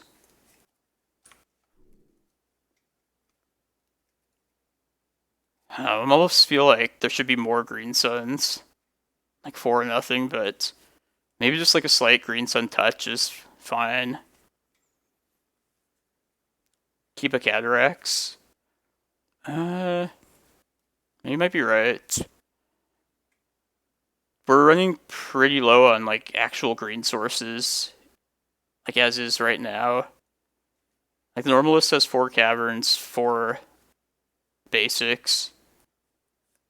And if you consider the caverns like a green source, that's like 8 green sources. Where are we at now? I guess 8 if you count the World Tree. Yeah, I don't think I want Cataracts and World Tree though. Green Suns. Yeah, that might be the conclusion I end up coming to after playing it. Like, one nice thing about this list is just being so creature dependent. You don't have to worry about freaking force and negation.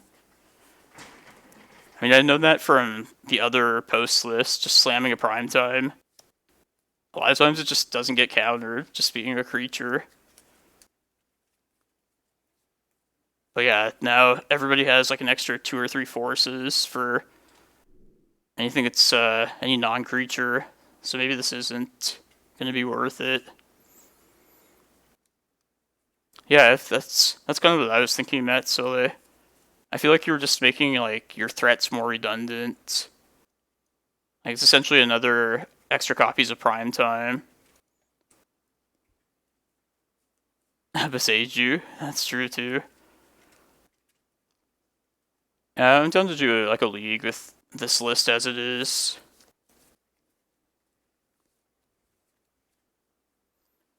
Yeah, we also have Allosaurus Shepherd as well as other means. Like, I feel like beside you, just the 2 life every time you use it is too much of a liability for this deck.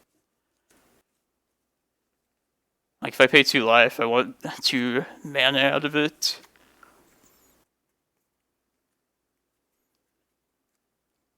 Yeah, maybe there should be a cheaper creature. It's kind of awkward if there's nothing cheaper than like a 3 mana creature. Like 1 Reclaimer. That's a good idea. Okay. Replace with Reclaimer here. Remember that Sylvan Plug deck did that same thing with Deathrite Shaman back in the day? Even though it was like a Chalice deck, it would be able to Green Sun for Deathrite.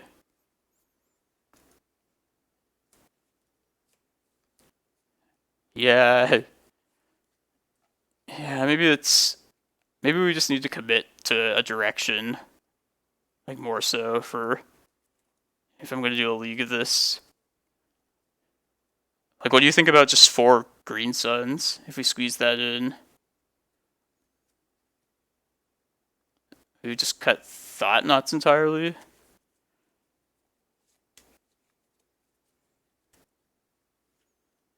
Cut some prime times. Yeah, I know you're a fan of Green Sun, always. That's all. I saw your list that was like it was pretty sweet. It was like spicy. I can't put my finger on what it was. It was like something with like Hogak, right? Just happened to randomly see it. Yeah, Green Sun is just a sweet card in general. Yeah, add the oof too. Yeah, I think it was the discard deck. I thought it was cool at least. I enjoy a good meme deck sometimes.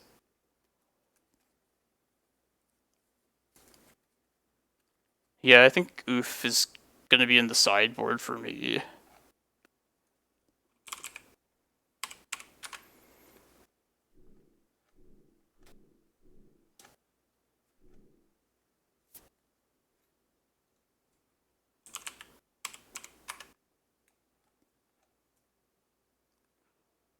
Yeah, like ultimately, I feel like we're just going to a worse version of what we're on now, but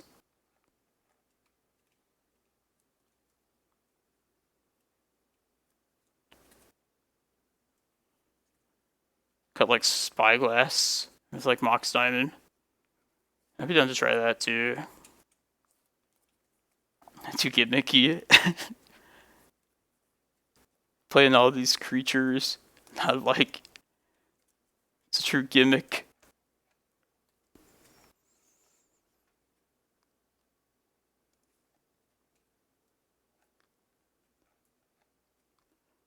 Spyglass is so nice sometimes though. Like, sometimes you get to be, like, the predator with it, and see that they only have, like, one fetch land. It's just something that, like, Pithing Needle could never be. Or Mox Diamond, for that matter, too. That's true, it does fight Wasteland. And also, like, color fixes fairly well. It also accelerates, too. At one point I tried 2 Mox Diamonds. I think I had the land count actually higher than it was now. But, yeah, I feel like 28 lands could definitely support, like, 2 Mox Diamonds. I feel like I remember seeing that quantity with, maybe it was like a Depths list or something. Oh, what's Artisan?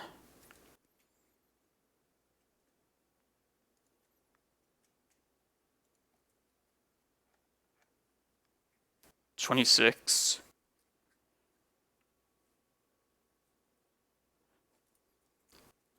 Yeah, I don't really know the quantities myself. Like, I would assume you know it way better than, like, I could possibly guess. Yeah, it just felt like it was so resource intensive the times I did use it. Like, sometimes I couldn't afford to get rid of, like, a land in hand. Goose. No, no Scavenging Goose. That was one of my fears of the other post list with Green Sun. Like, I don't want to, like, throw shit like Scavenging Goose in the deck. And don't literally, like, junk like that. Just keep, like, the green creatures to a minimum.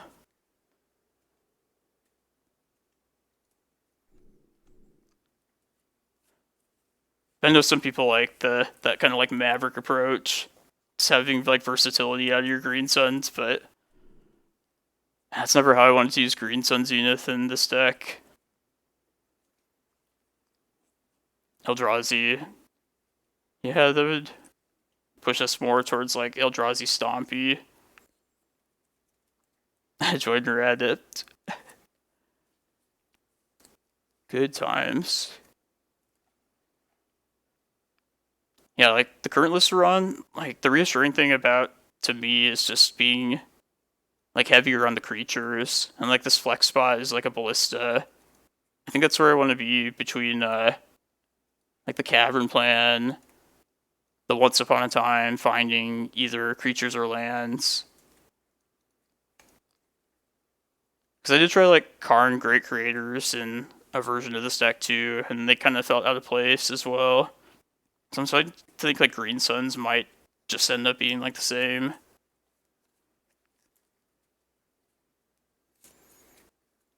Oh yeah, I have 2 more Ballistas in the board. I do love bringing this card in this deck. Especially against turn 1 Delvers, if you add the Tomb for it. It just gives you more, like, turn 1 threats to just throw out there.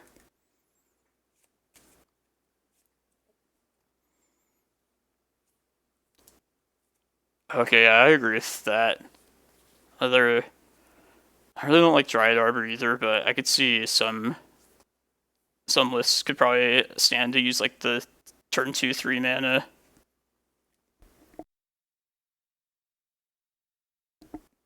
I actually beat Burn. Yeah, this was last week. Yeah, I can show the replay. It was the very first match of the round that I didn't stream because I just rolled out of bed barely in time. But I feel like this version's probably better against Burn than the other one. Here, I'll bring it up here and give us something to do. I think it was this event. Basically playing the same list as this week.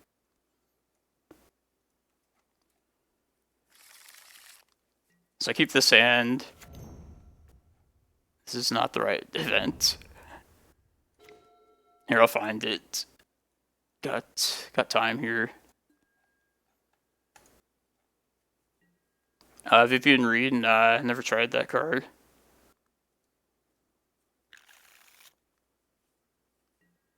I haven't tried a Souza either. I generally think exploration effects aren't worth it. Damn it, where's this freaking burn matchup? It's bothering me now.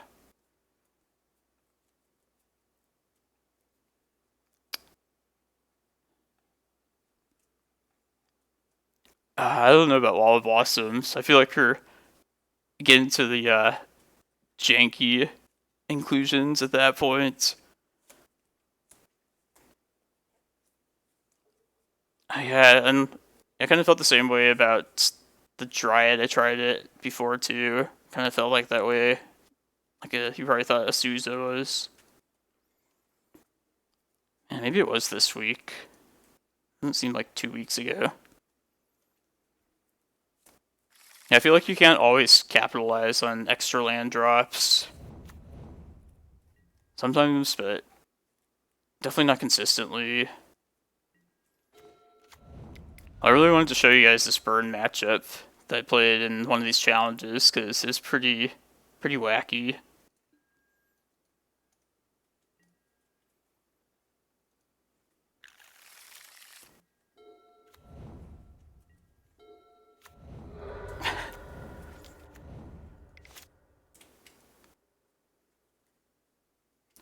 What about that Satyr guy that like mills for and puts like a land into hand? That like might be a decent 2-drop if you're Wayfinder. If you're set on having like a 2-drop to Greenstone for.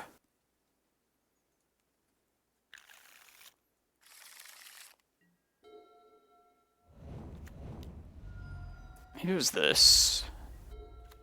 Yeah, it was this one. Okay. Alright, so anyways, I'll restart this.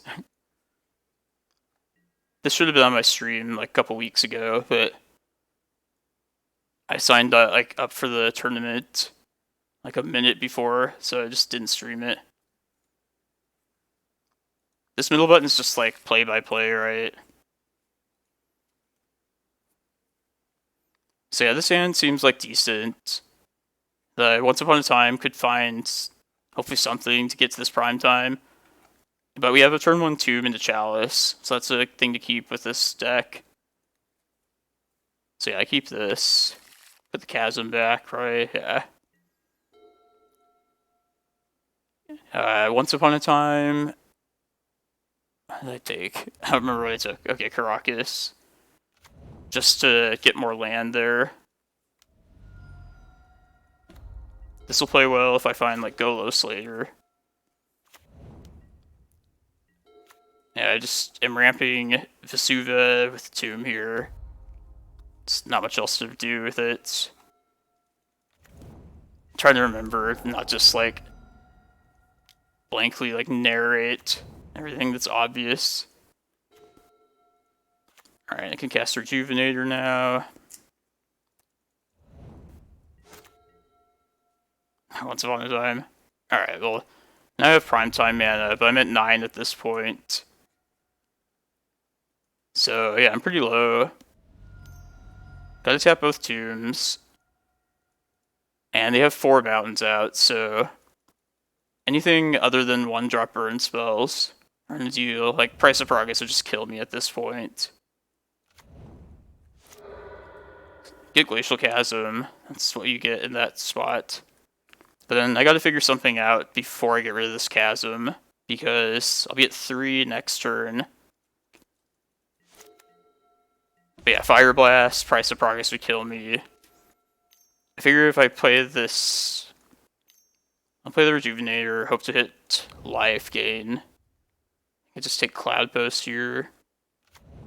Yeah. And I just decided to Spyglass, just see if I'm gonna die. But oh, look, lo and behold, it's only 1 drops. So like by some miracle, they don't have any anything other than 1-drop burn spells. So assuming they don't draw anything next turn, I can safely get rid of the Chasm and probably like pull out of this. 6 mountains. Get Glimmerpost here. Oh, I get him here. The first prime time, I should have just explained that Yeah, but I had to get Chasm, and then I also got Eye just to have like something to work towards. Well, this isn't as not as entertaining as I thought it was gonna be. But this match was like super crazy at the time.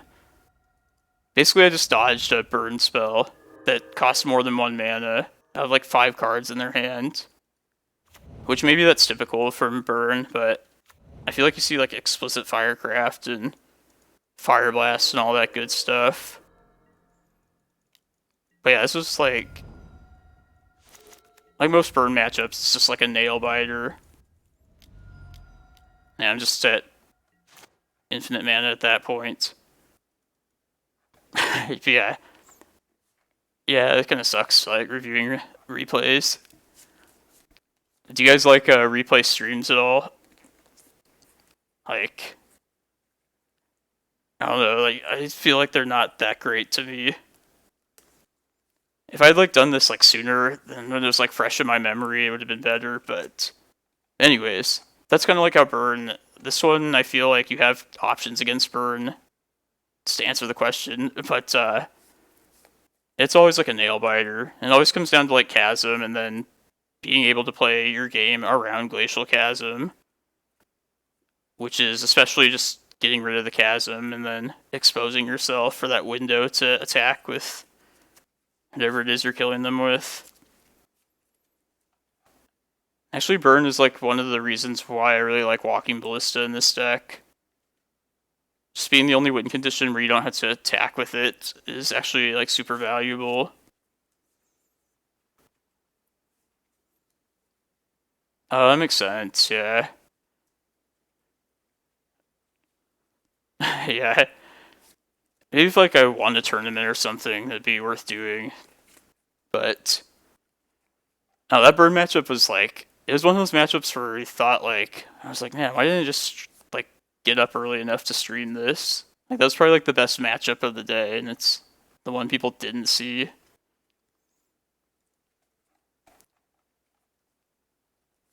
But yeah, I feel like this list is pretty decent against burn. Probably better than the Reclaimer list is. I feel like I can usually get to my Chasm in time through one of these creatures. And plus Chalice, of course, is pretty good. Get Chalice on 1 and Chalice on 2. It should be golden then.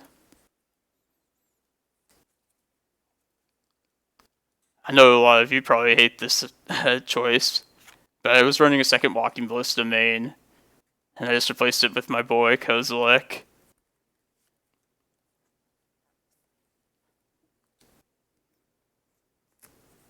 It's definitely pretty nice to have another like Eldrazi trigger at the near the top end of the curve.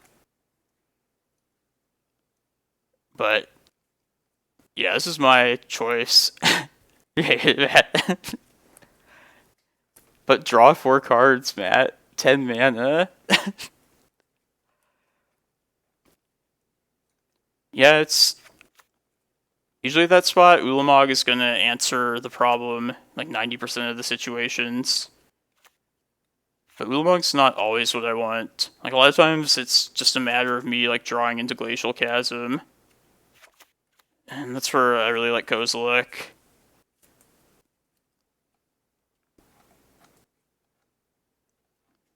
Yeah, I'm surprised you even had 4 Kozileks, Matt. They don't seem to be in like the decks you would play.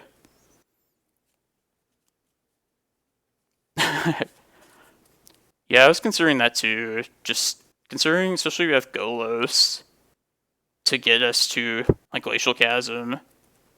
This isn't as important as like in the Reclaimer list.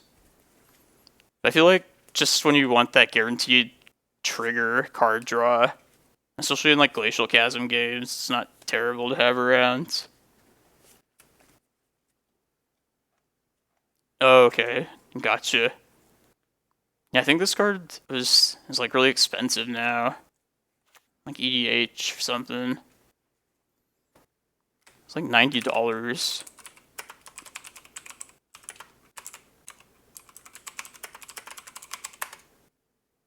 chops the truth up into little pieces. Into the card.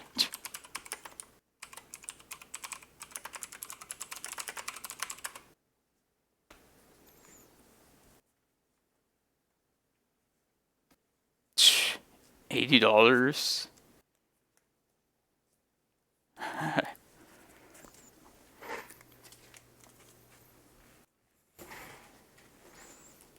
Is ADG still, they like sell cards online, right? Like, I haven't been there, obviously, recently. Damn.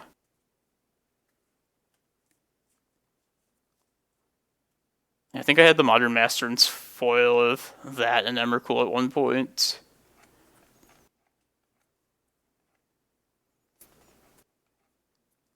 Yeah, I just have never had to stop into the store. Just haven't played Magic, Paper Magic in like a year. I guess I did stop by to get my candelabras back. I was letting Wyatt borrow them for like the last tournament we had. Oh yeah, I remember they were remodeling it before like the shutdown happened. Best legacy scene in the valley, if you ask me.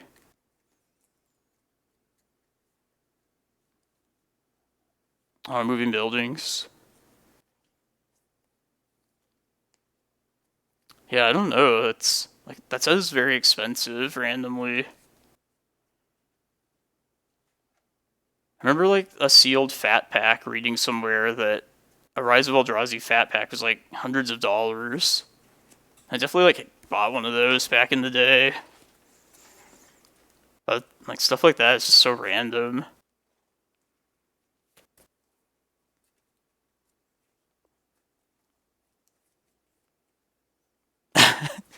Fuck Ryanair. Yeah, who here knows about Ryanair? They're like a budget airline, and they're awesome if you like know exactly what you're doing. But if you slip up even like a tiny little bit, even if you don't slip up, they'll like try and scam you. You're like to pay like up the ass and extra fees and shit. Yeah, Jake, exactly. Like that's what they did to us too. And they did it to like some other family too at the same time.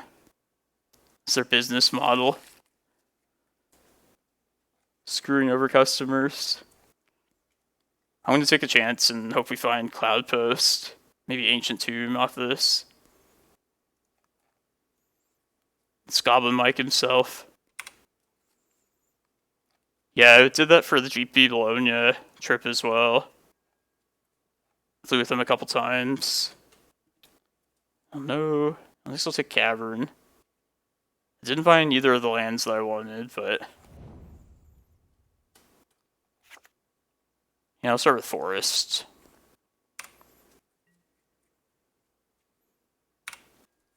Yeah, I feel like I used them like 10 years previously, before that trip to Bologna. I was able to figure it out then, but... Yeah, they really fucked us last time we went there. Shelldock Isle. Ooh, I should... I could Vesuva that. I don't think I can get my library that small, though.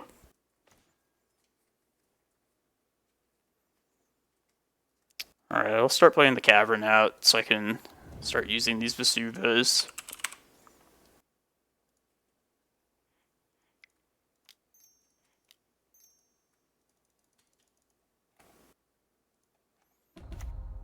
Oh, me too. If they had, like, this on Arena, I'd jump there in a heartbeat.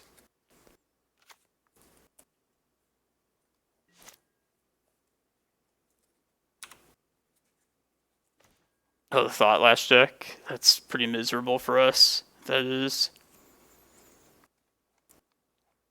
Hopefully we draw like an Ancient Tomb next turn.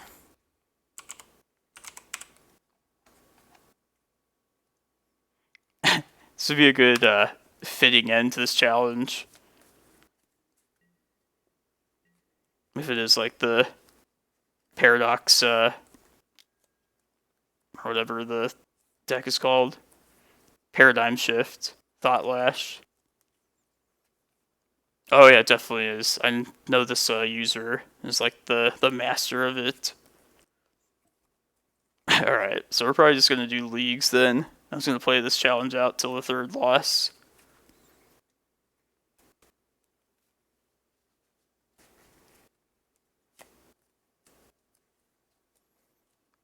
I mean, the list looked pretty sweet from when I saw it before. Seems like a good non-interactive combo to beat these stupid like green decks.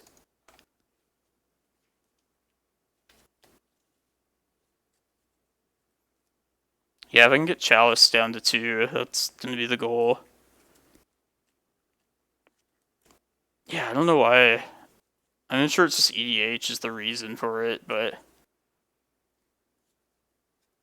I mean, I love Kozilek a lot, but is it 50 euros worth?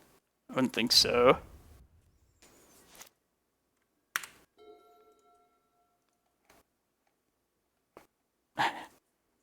Another thing I was probably will try in the next league. I might swap 2 of these Mindbreak Traps with Warping Whale, I guess. Not a fan of Warping Whale, but I guess it does something in these kind of situations. Just have a little variation in that spot. Need like a Spyglass right now.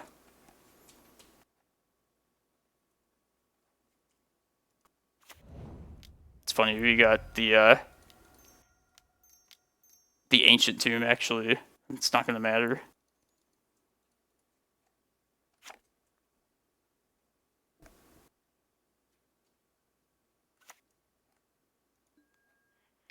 Alright, they're just gonna find their Thassa's Oracle then.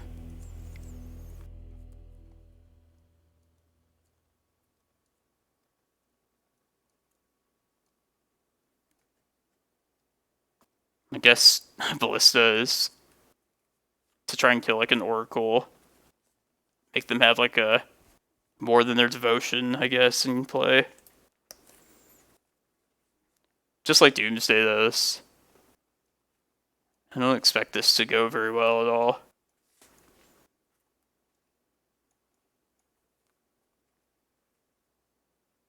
Let's just trim the fat.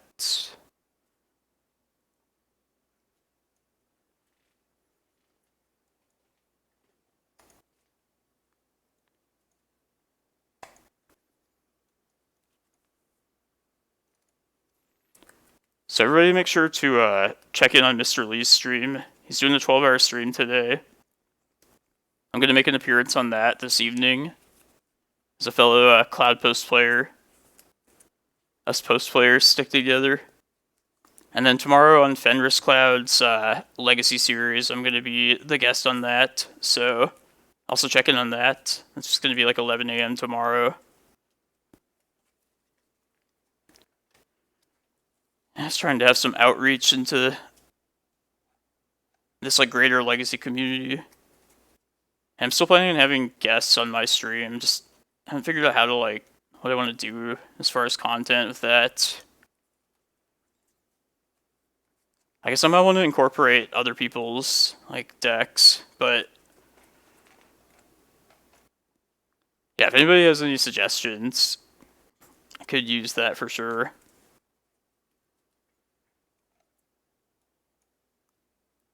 My wheelhouse in Magic is pretty much make a lot of colorless mana. And I know how that relates to like other people's decks, but yeah, whatever. Oh yeah, and definitely check the YouTube channel out for the qualifier event that I played in yesterday.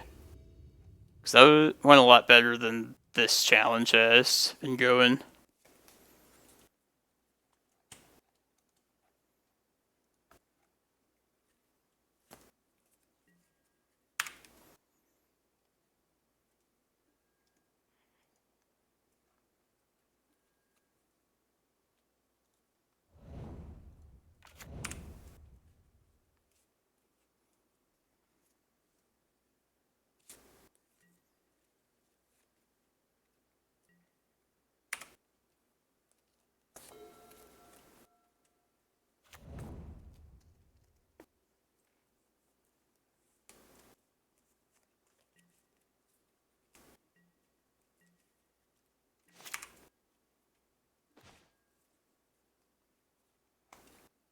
Alright, it's a turn 3 Thought-Knot, and it's the best thing I have going here. Hopefully they don't Paradigm Shift next turn. Could have also played the Forest and used Once Upon a Time to possibly set up something later. I'm pretty sure we're just banking on this Thought-Knot hitting something meaningful.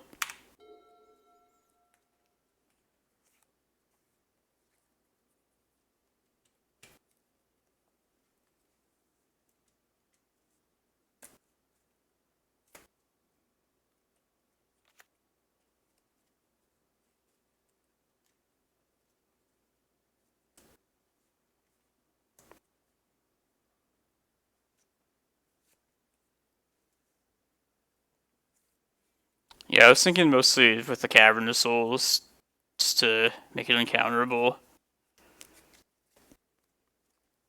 I needed to play Glimmerpost out at some point there, so I had to use either Forest or Cavern.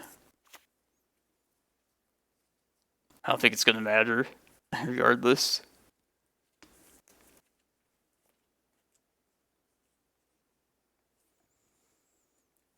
If you have the card, just cast it. Maybe they're afraid of Warping Whale.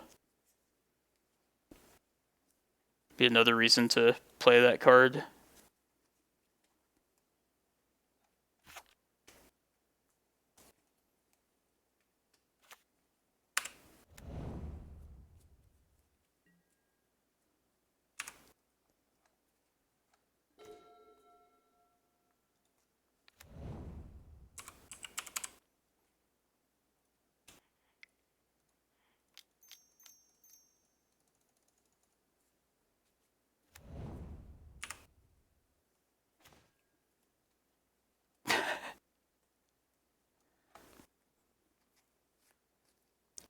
Guess I need to take back to basics. I don't want to.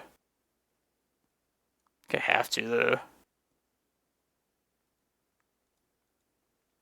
Oh, what are their? Yeah, they have 2 basic islands. Yeah. If it wasn't for the back to basics, I would definitely take a Thassa's Oracle. Maybe like leave them without a win condition.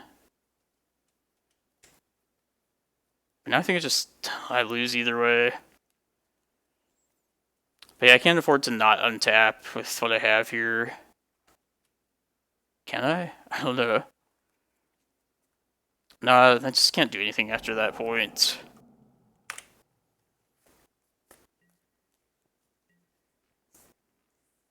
I mean, I do have the Force of Vigors in, so it's possible maybe I should have just let them cast that.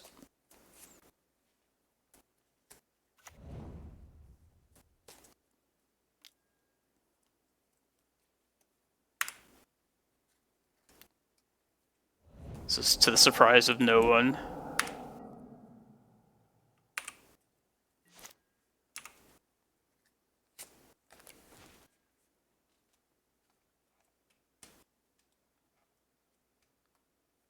I don't even know what I could possibly draw. I don't think there is anything.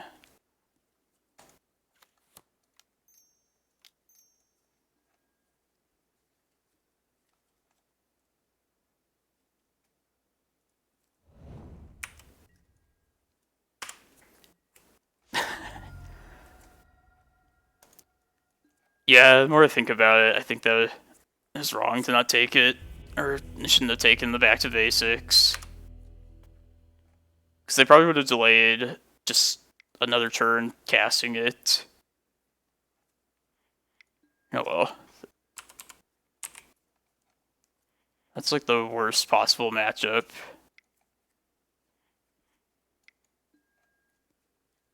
Let's just grind out some leagues, trying to tune it up a bit. I mean, it has like a 2-card combo deck, and it's blue. It can't be that terrible. And that was like a more dedicated like combo version of that deck. Like I've seen like Merfolk decks that kind of be a hybrid of that, plus like the beatdown Merfolk plan.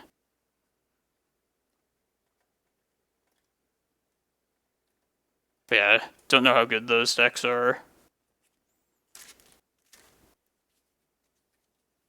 I feel like Merfolk was just such a threat, like way back in the old days of Legacy, and every like variation since then has just not felt as threatening.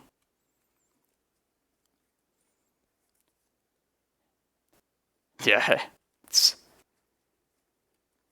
I probably got too bent out of shape out of that back to basics.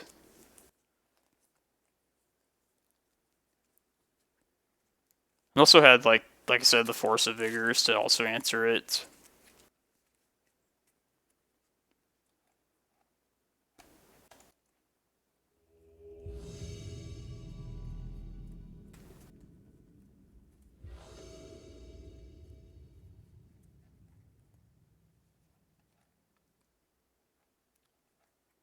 Yeah, other than that, other than taking that back to basics, I feel like I haven't been making poor decisions today.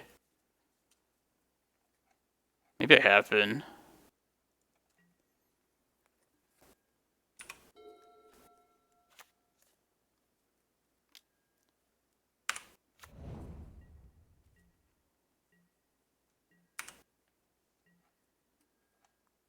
Let's see if we find our ancient tomb.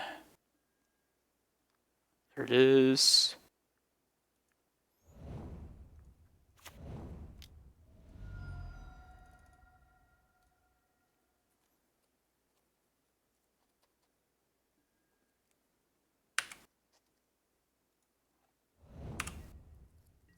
I feel like doing like threatening chalices and that stuff immediately on turn 1 is one of the reasons why this list, I kind of enjoy this one better than like the other Reclaimer list right now. I feel like just being proactive is where you want to be.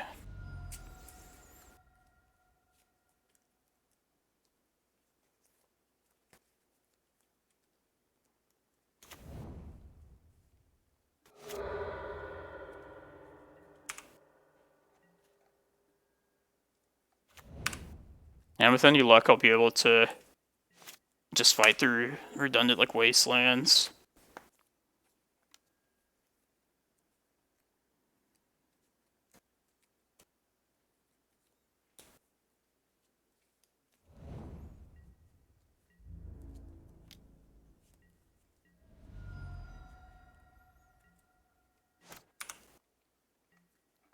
Oh yeah, it's hard to like determine those things. I feel like you don't want to be too result oriented, like one way or the other. I feel like the event yesterday just played really well. It was one of those events that feels like you feel like proud of yourself afterward.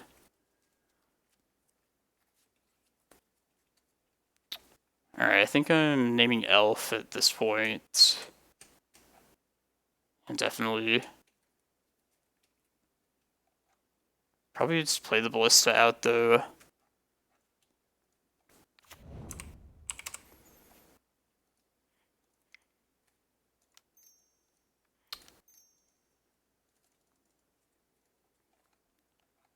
Like say if this did resolve, maybe like 2 turns from now I could kill the Delver. But I think I need the green mana for the Elves. This days again. Yeah.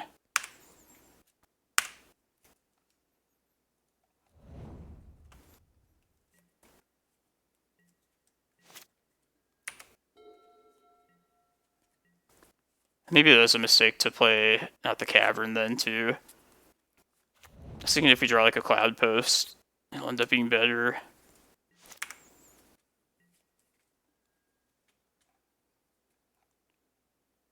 I should probably just play this at this point.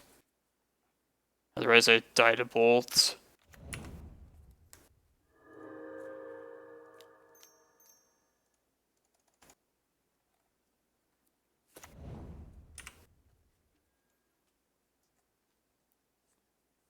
I could either get Cavern here and make the Golos uncounterable. If I don't get life here, I just die to 2 bolts in hand. They only showed us basic island, right? Yeah, I'm just gonna get Cavern.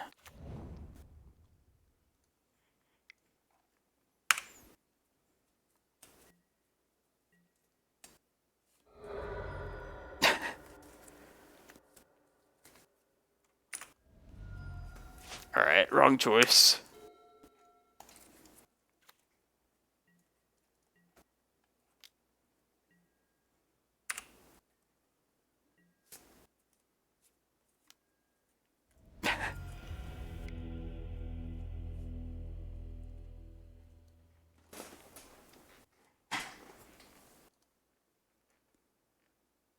I don't know what I was thinking.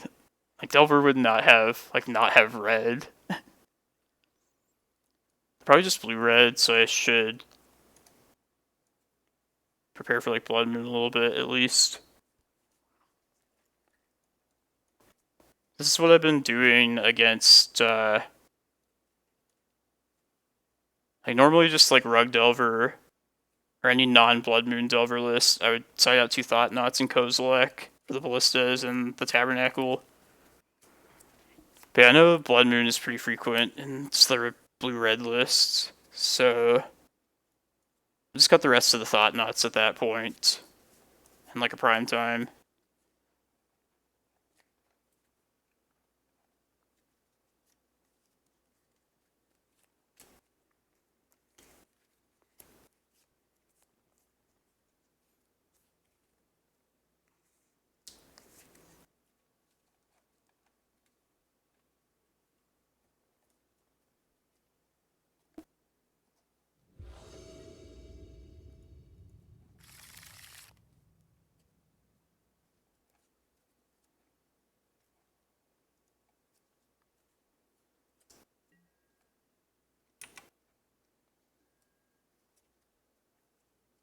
Find Ballista here, potentially. It might be worth playing that out.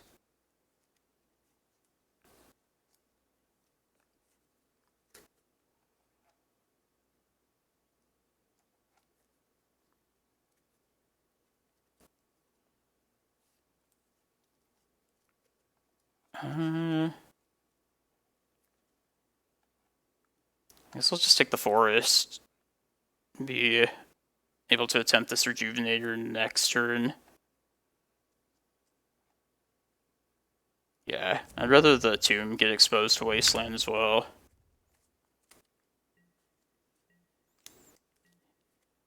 Yeah, this has been like... Basically, I've just only been paying attention to this list recently. I'm not like abandoning the other list, but I've been playing the other one for like a year, just to like change it up every once in a while. This list does have a lot of stuff like that it does very well, gotta say. I think like there is a lot to like about the list when it does work.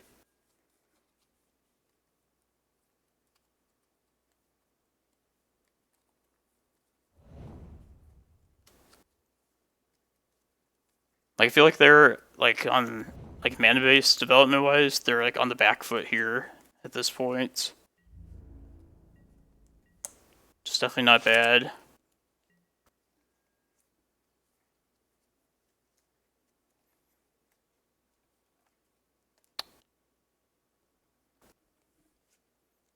That went poorly. That's just not my list at all.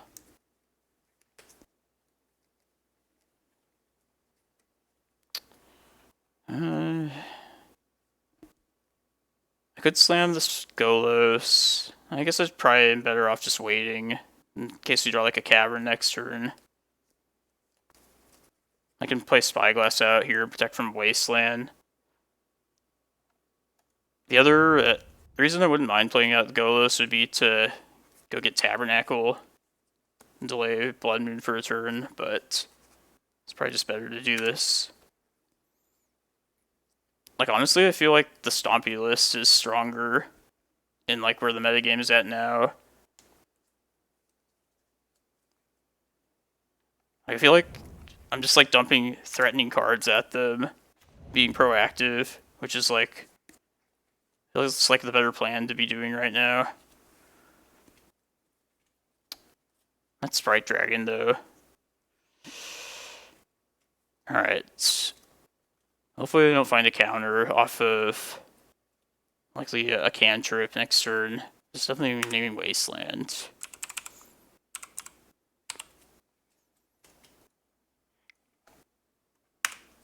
I also just like Chalice, stopping like Stifle and all that shit. It's just kind of refreshing having like good matchups against decks that you struggled against previously. Like Sneak and Show, for instance. One of the matchups that this list is a lot better against.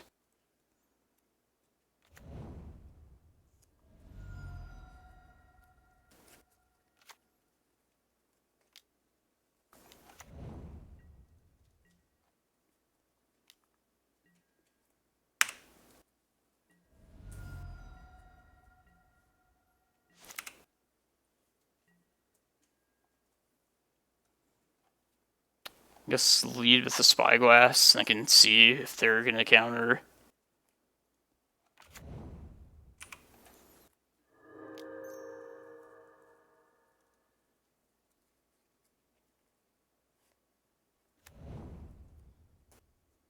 Force of Negation, Preordain, Bolt. Alright, so what are we doing with this Golos? Is the next question. We could get Eye of Ugin and just go that route. Yeah, maybe it's not worth getting like Tabernacle at this point. Well, that is not a bad idea either. But we just don't have any route to go from that point. Hey, Kobe Pear, thanks for following. And if I get Karakas, I could make further use of this Golos, but that risks the Golos itself to like double bolt. I don't know, maybe Tabernacle is worth it, just not only to keep him off Blood Moon, but to slow down the growth of this. I'm still dependent on drawing into stuff later, but I do have an extra Glimmerpost, so I'm at like 21 life essentially. I could also go get Cataracts and just, if the Golos lives, just swing for the fences. Maybe Eye of Ugin's just the most direct, like route to victory. I mean, I'll have 13 mana next turn. Say if I do get Eye of Ugin, I could play a 3/3 Ballista off of that. Yeah, I think I'm getting Eye of Ugin here. Just double up on Wasteland 8 here.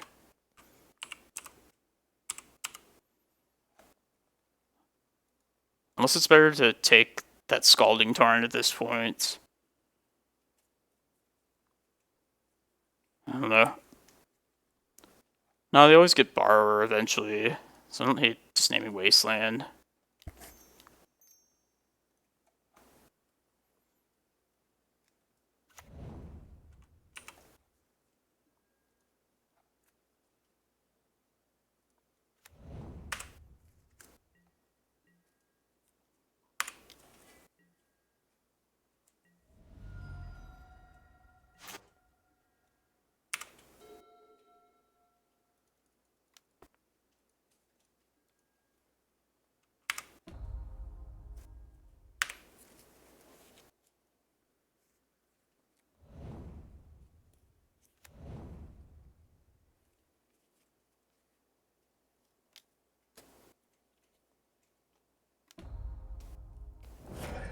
Alright, good thing didn't go with the plan that relied on Golos then. This is a lot of damage, but...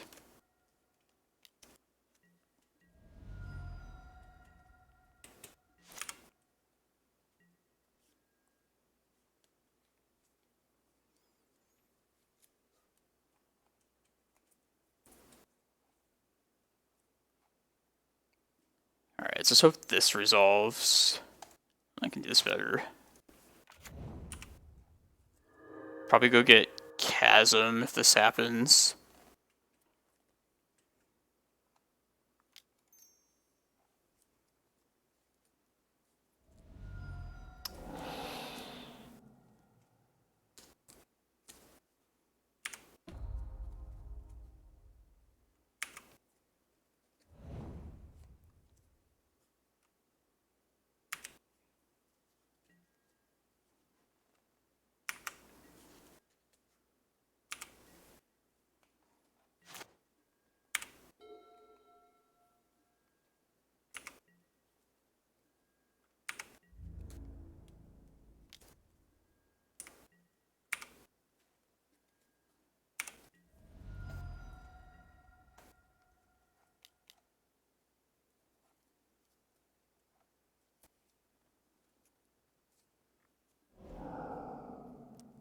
Jesus, okay.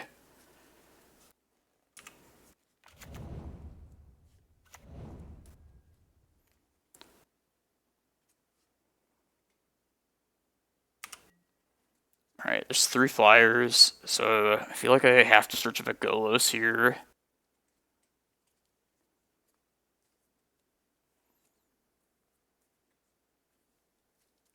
And where do I go from there, though, is the question. I guess if I'm going the Golos route, I don't have to tap this tomb this turn, because I'm 1 mana off of casting that, so in case I draw a different land next turn, I can avoid casting that.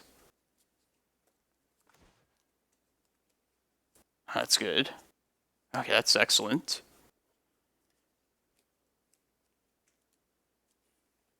Let's play this Golos. Get our Chasm.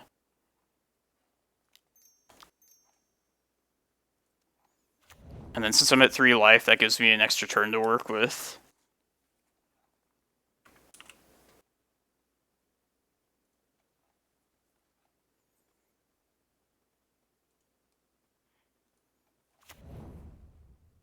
Get some use out of this tomb I'm gonna sacrifice.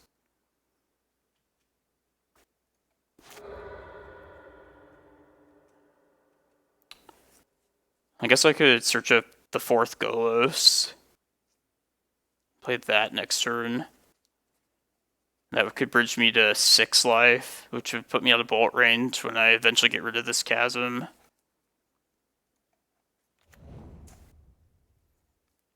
I guess I don't have to do that right now, though, so...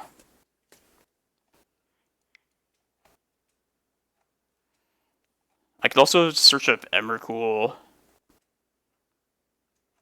and just hope they don't have Bolt. I might do that and see if they tap out or like leave no cards. Nothing to surprise us.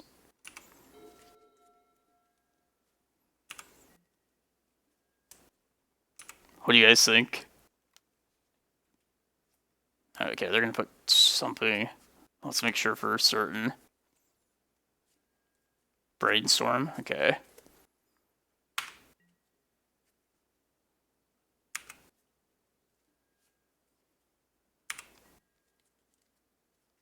I feel like it's like unnecessarily risky.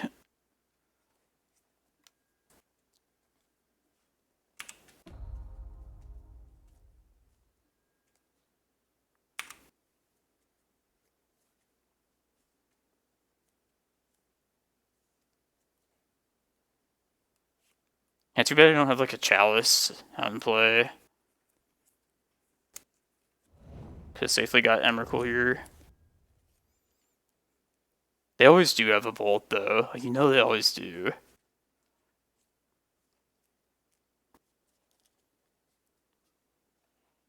I think I just get Golos here. Let's get more life off of that.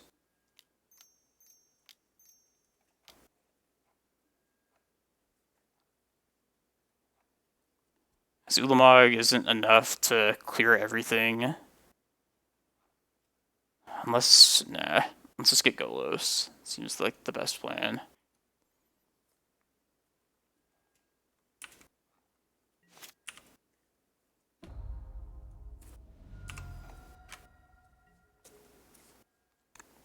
That's not bad. Alright, that's a good land drop. That'll let me attempt to recast this one.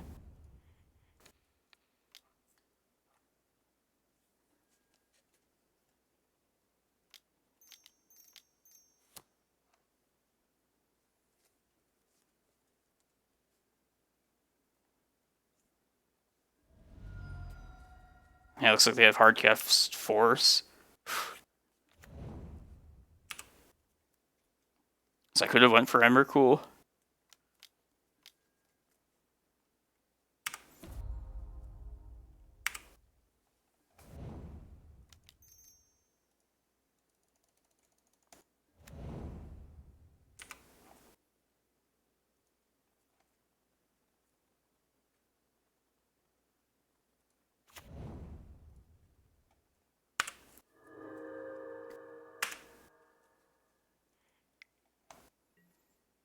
But at some point I should just stop thinking about sleeping Golos and just going for a win.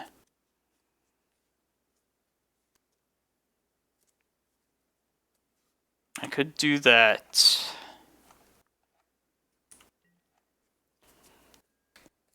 What are they putting back now? A Braid? There goes Golos.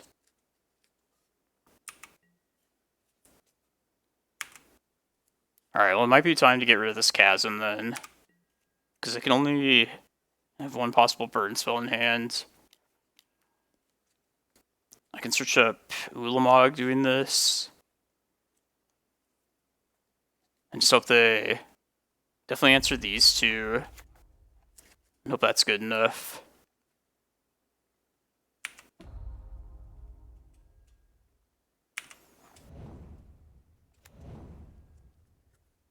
Okay, no cards in hand. That's good. Let's use this Ancient Tomb before we get rid of Chasm. Let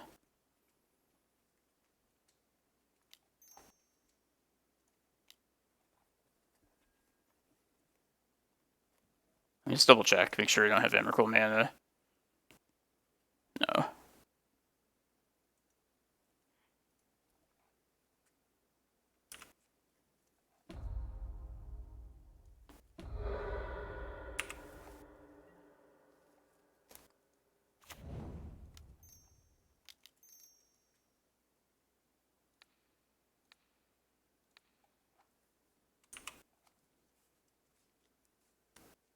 Just need to dodge them.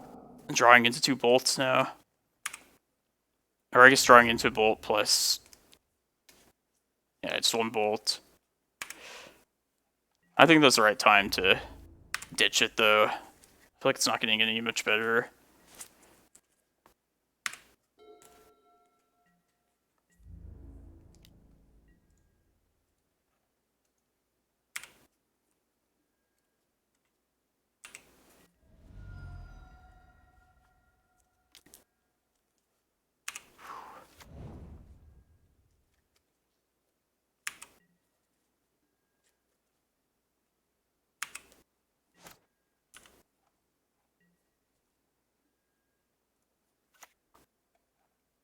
Alright, let's look at their deck at least before we go to Emrakul. See if there's Blood Moons, which I bet there is. No Blood Moons so far.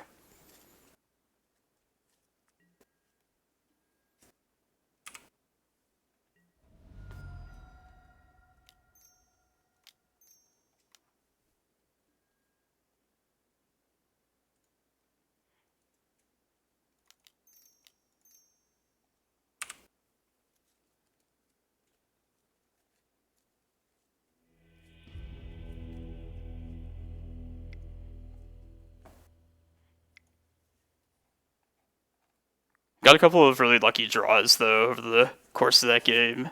Like that extra Golos, the Karakas.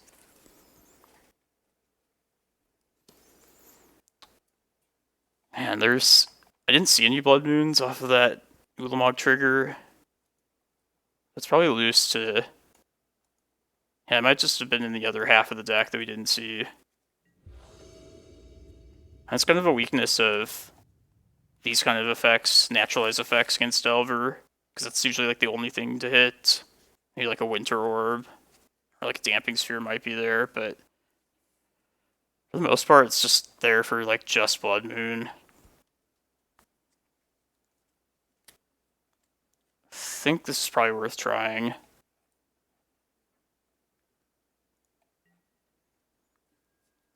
So a number of good lands I could find off Once Upon a Time. Turn 1 Delver. Okay.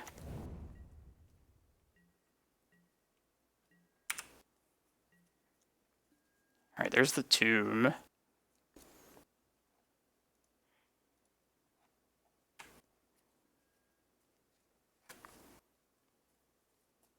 So I was hoping maybe we'd find a Walking Ballista there, but did not.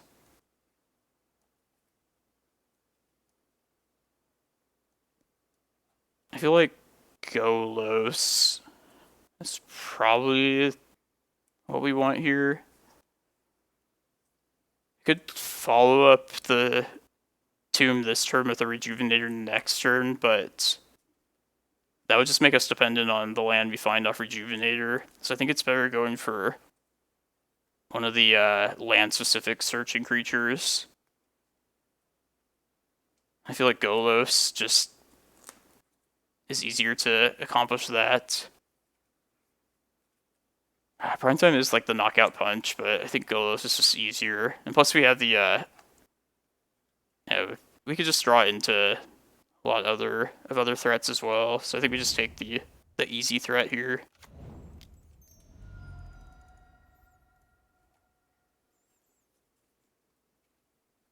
You know what I'm saying?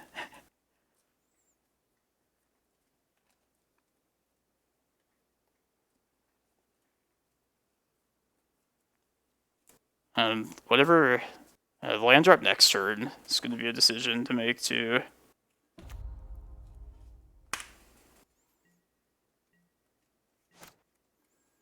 Probably just Vesuva the Tomb if it doesn't get wastelanded. Although it is pretty painful. But it does get us to the Golos, turn 3. Sprite Dragon.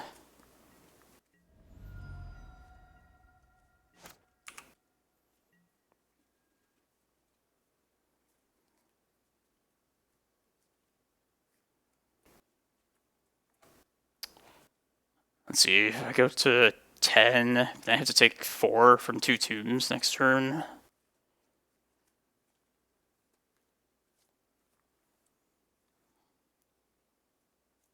I feel like I just don't have any other option though. Like I'm still just gonna be at the mercy of my top deck. If they bolt, I'm at like 2.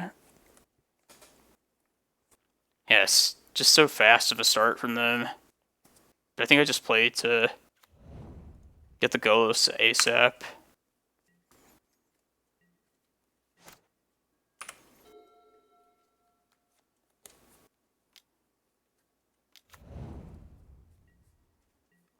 This could be good, actually. That's actually pretty good for us. Other than that wasteland. The wasteland's very bad.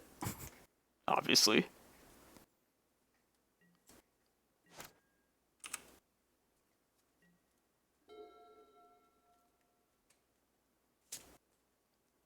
Alright, so they're waiting to just wasteland if I search up here.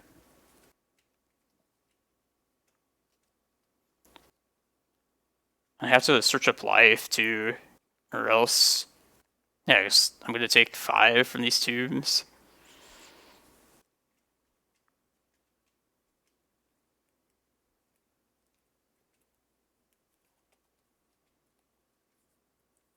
What's the alternative?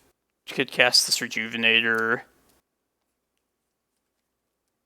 I hope to find Cloudpost. I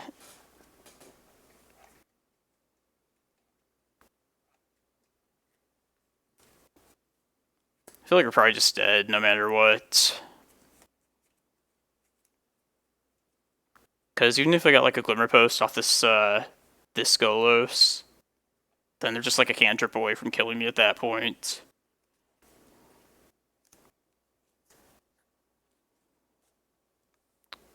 Just trying to think of the possibilities if I cast this Rejuvenator out off of Cavern, what that could do for me. Could go to 7. Could go to 8 off of Glimmerpost. I guess that doesn't really help. I would die to 2 cantrips then. But then I could also play Glimmerpost, cast Golos, and just hope they don't have like Daze or Force. But I kind of feel like the Rejuvenator gives more possibilities to win.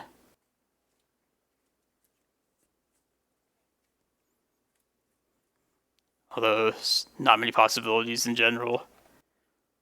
Alright, yeah, let's just see where that takes us.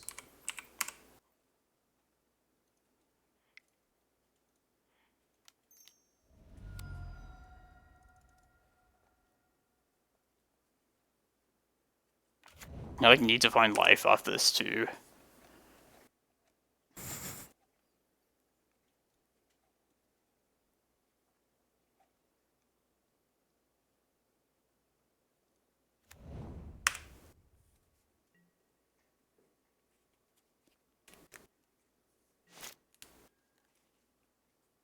Maybe they don't have spell.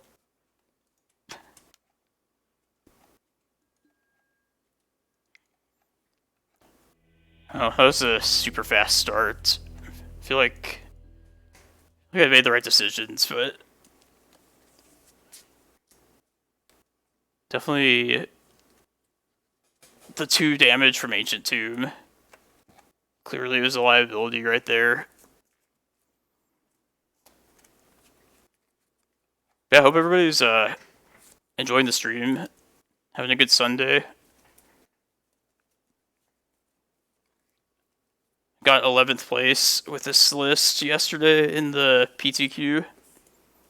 Definitely check out the recordings of that on my YouTube channel. Which was, yeah, it was a really well played tournament, and I feel like that tournament gave a really good view of the Stompy list. A lot better than today, at least. It's definitely a very tiring tournament. I feel like this list is pretty challenging. Maybe that's just because I haven't really played it all that often yet, and still like figuring it out. But yeah, I definitely recommend trying it out yourself. You get the big mana stuff of 12 posts, but you also get the sequencing and figuring out kind of like a puzzle how you navigate your games. I feel like you have a lot of very powerful lands to work with. So yeah, that's my sell for this deck. Oh, Bryant Cook. I mean, tests should be doable at least. Probably not with this hand though.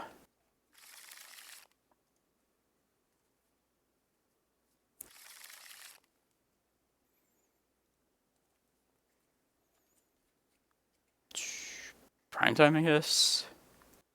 Definitely Tomb Chalice is the first thing. Alter Art, thank you for following. Appreciate it.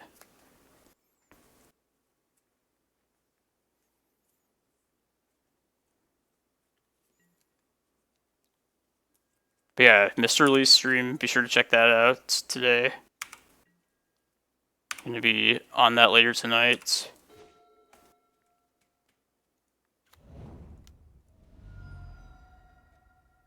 Wait a minute. Is it better to just play Chalice on 0 against them? I feel like it is. Well, I guess, Rite of Flame and Dark Ritual. Plus cantrips. Yeah, I'm gonna do 1.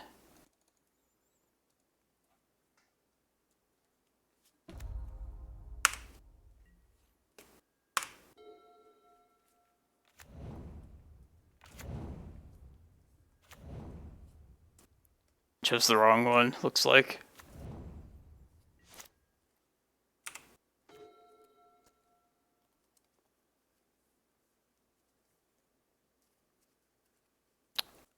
next question.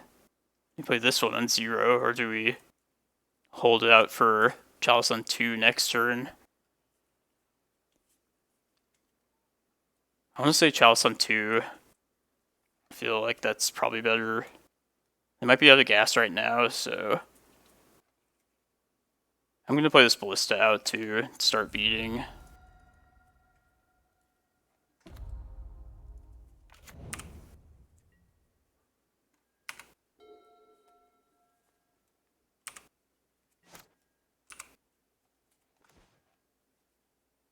It's not bad either, but I like Chalice better.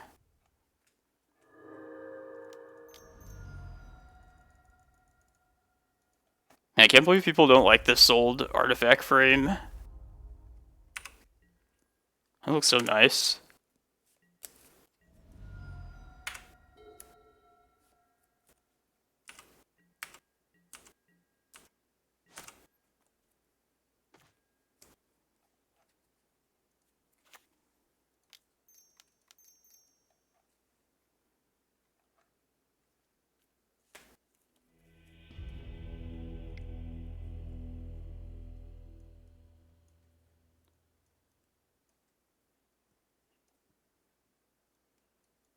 I don't remember if test runs Xantid Swarm, but it's probably still just worth bringing some Ballistas in. Just have, I guess, cheaper threats.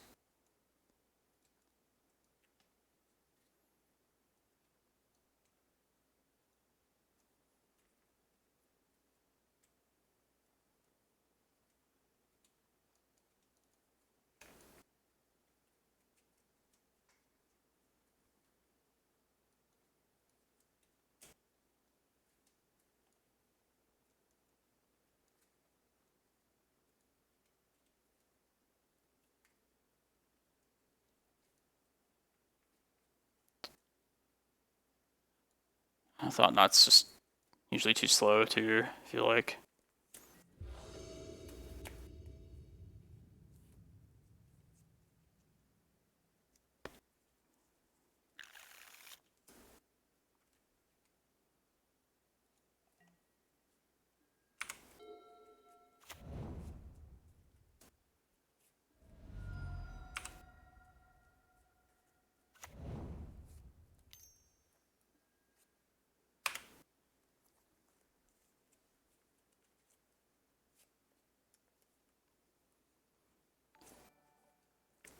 Bjorn Prime, thank you for following.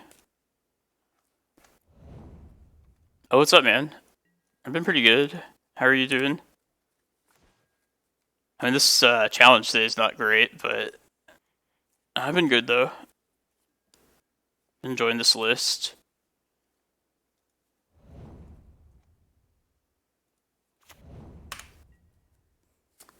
I remember that sweet list you did where it had like the Ornithopters and stuff, but then also Gaia's Cradle. Just thinking about that the other day. That was like the craziest deck I saw from like the local league.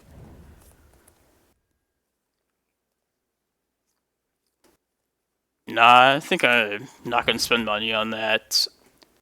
One of the sites I saw the prime times, they were like $100 for old frame prime times. It's just not that important to me.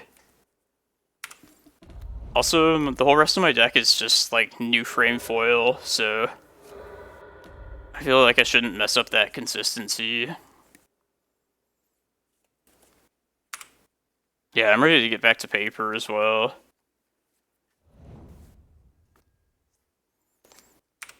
I mean, I probably wouldn't have started streaming if it wasn't for the whole COVID stuff. And this is like fun in its own way, but nothing beats just like Magic in person. Definitely. I bet we're probably just dead, but let him play it out. Ritual, yeah, just has it in hand. Yeah, exactly. There's just, it's more personable. There's just like the more like reading people and that aspect of it. And just like going out to play Magic is kind of like an event. I feel like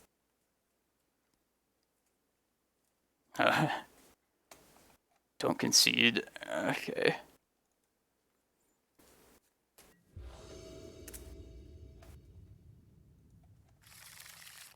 Yeah, a lot of this stuff like just doesn't shine through, like the personality that happens to the game. I'll keep this for sure. Gary Wog. Gary's usually like beating everyone. I actually might not fire this Once Upon a Time off. I think I'd rather keep it as the second green card.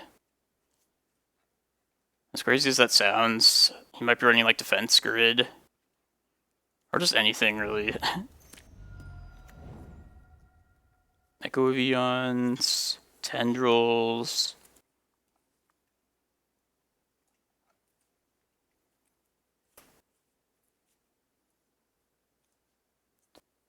I think I still name Wishclaw, though, this needle. It's the ultimate thing to name with it. He still is able to make mana via Chrome Mox and the Pedal.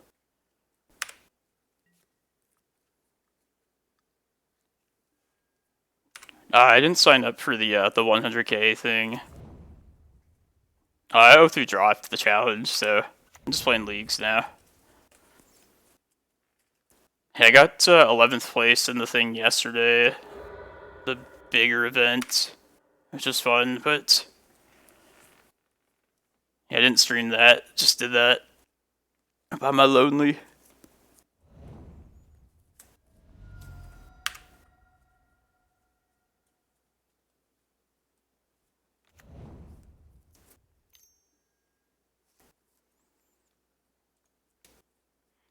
Silence this, or Mindbreak Trap it. Oh, nice, man. Good luck.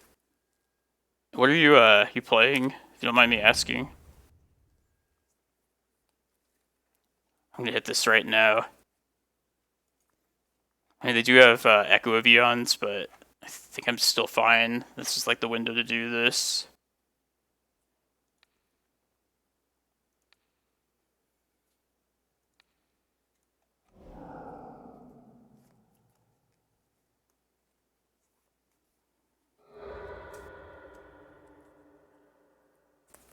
And hopefully my new hand gives me something better.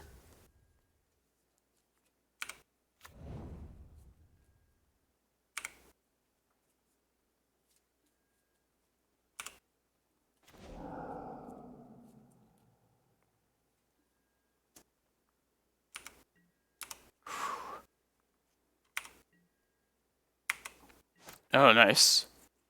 Blue-red Delver. It's a good choice.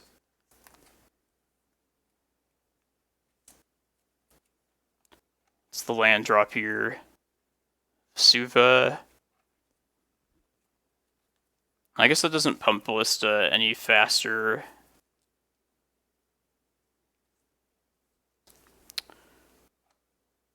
I think I do want to play the Ballista out.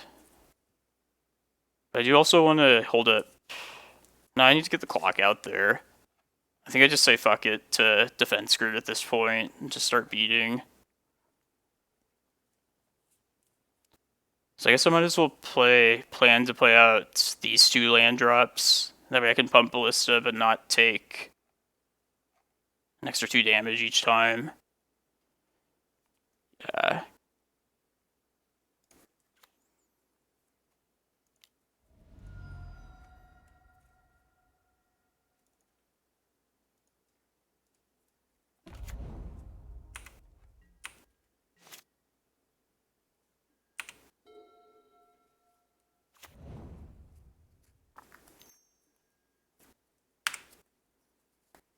And Silence is a bitch.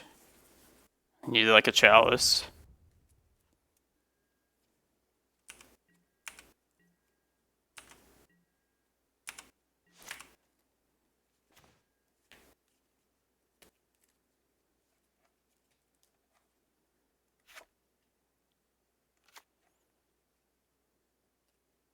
Kind of feel like just pumping this at this point, getting the clock on. Is that worth it? Oh, you know what's something I could do if... I mean, I should have played my land drops differently if I was going to do it like this. But if I untap next turn with 5 mana plus Cataracts, I could just hardcast the Mindbreak Trap. Just make the mana to do that. I feel like I should play to that end. That screws up my... That really screws up my pumping plan, though. No, I'm just gonna pump it. Screw it. If I draw a Ancient Tomb, I'll be able to do what I was saying. But I think I just need to get the beatdown going.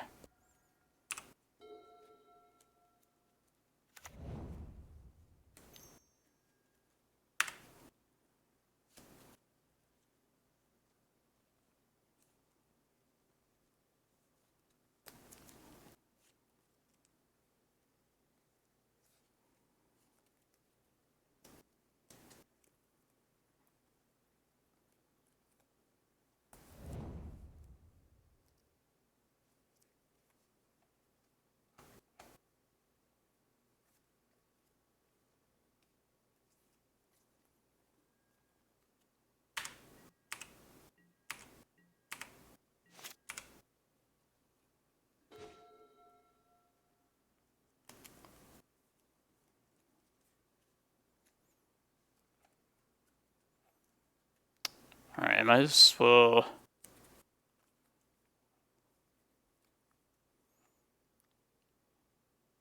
Man, I'm always like 1 mana off now. I guess if I'm gonna pump here, I should just play Vesuva on the tomb.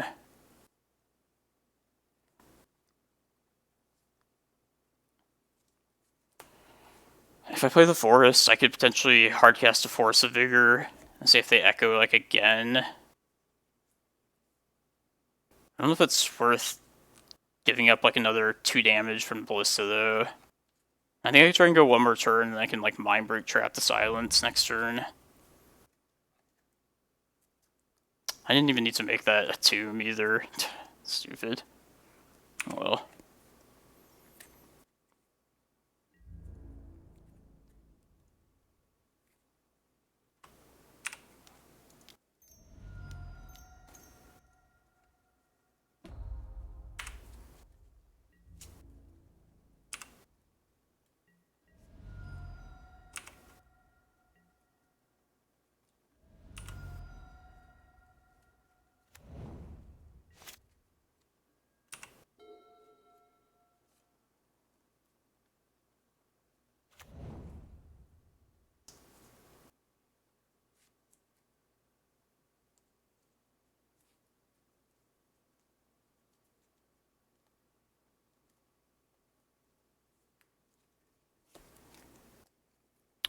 I probably this whole game should have just committed either to playing out more or like either just pumping or playing to this in hand. I feel like I dilly-dally between 2 different plans.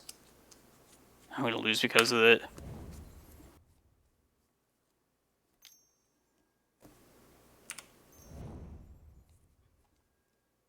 This is a good tech though, for sure.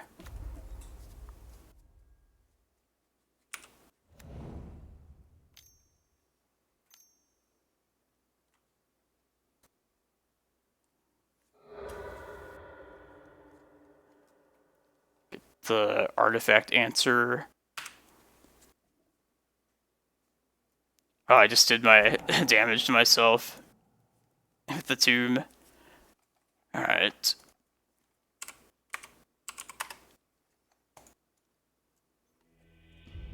Oh, that was nice swim. Okay, I get what he's saying then. But yeah, that was played poorly. Yeah, sorry everyone, I guess I used my brain all up yesterday. I'm going to do another league though of one of these lists. I think I decided I didn't trust these green suns. I'm kind of just fine running the same list back, seeing if the Cavern plan holds out for another league.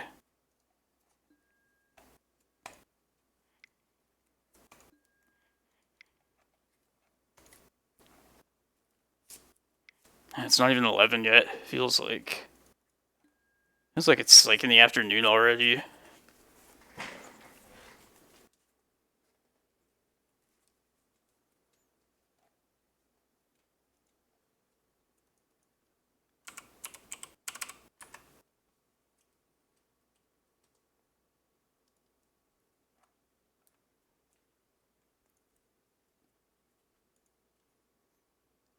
You guys, look at this 12 post list. Somebody linked it to me on Twitter.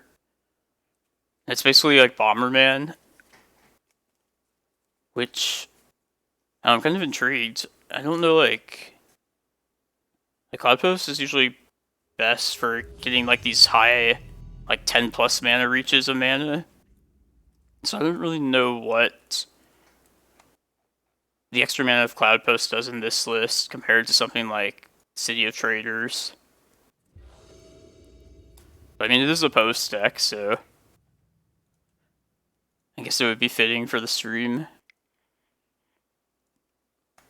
I did like the Bomberman deck too a lot, back when it was like the Mentor Ariok Salvagers deck too. Yeah, I guess it gets to the Karn Lattice lock faster than the other list would. That's true. But that's at the expense of like one of your soul lands though. Oh, that was you, Bladewing? I didn't recognize your name. That's cool though. Yeah, I can definitely do that at some point. I'm down to try to play that list.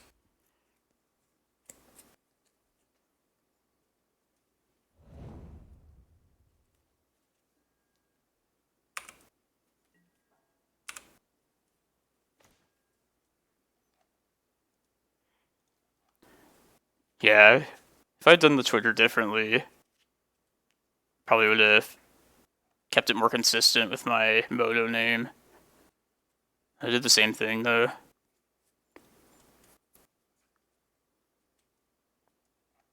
Alright, I think I'm getting this Cavern, which would allow me to play Rejuvenator turn 2, and maybe the Golos turn 3 then. Also get the Ancient Tomb and just play Golos that way, but I like the acceleration of Rejuvenator, and also just putting a body out on the battlefield.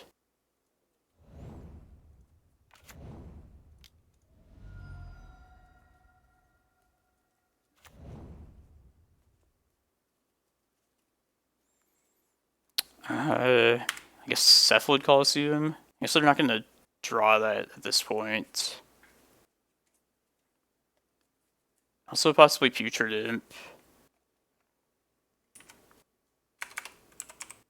I'll do Cephalid Coliseum.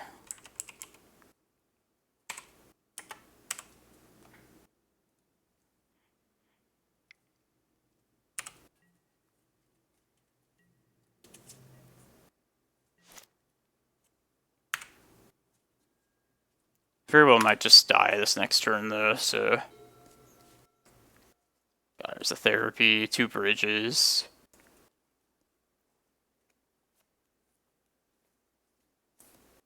Yeah, definitely Chalice was the better artifact here.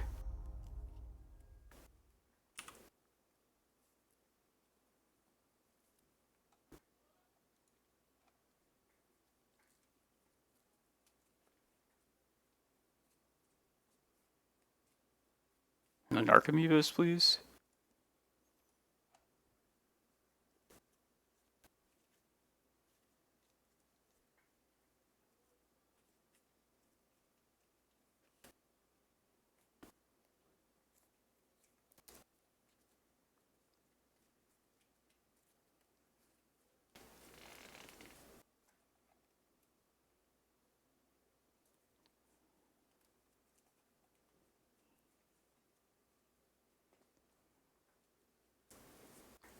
This is one of those matchups where it doesn't feel terrible to have like access to a bog.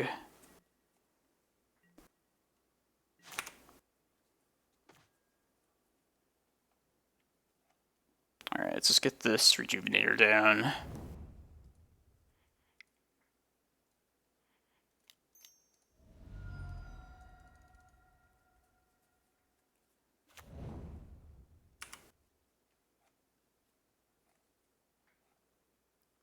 Karakas does the most for me. If I get the Golos off.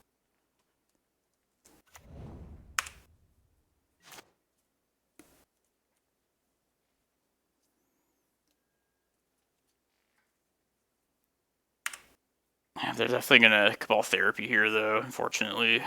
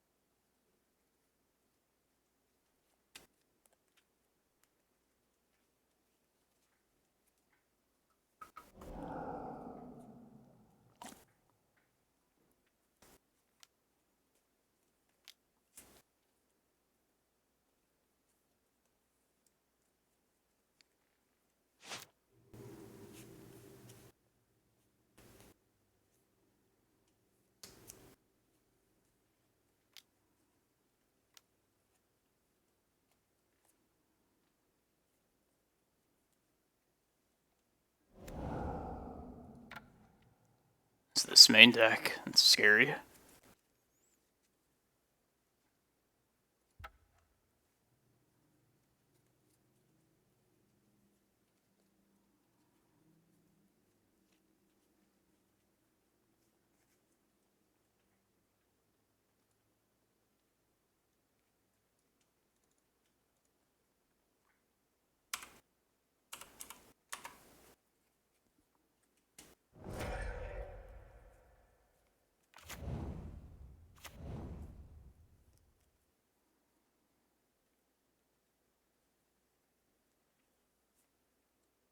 Nice, Jim. Have I been the background noise for yard work? Just be muttering about messing things up. Nice drive return. Jesus.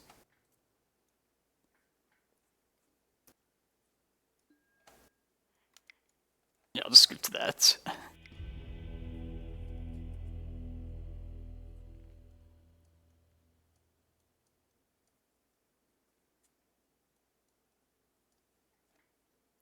Maybe these traps, maybe not.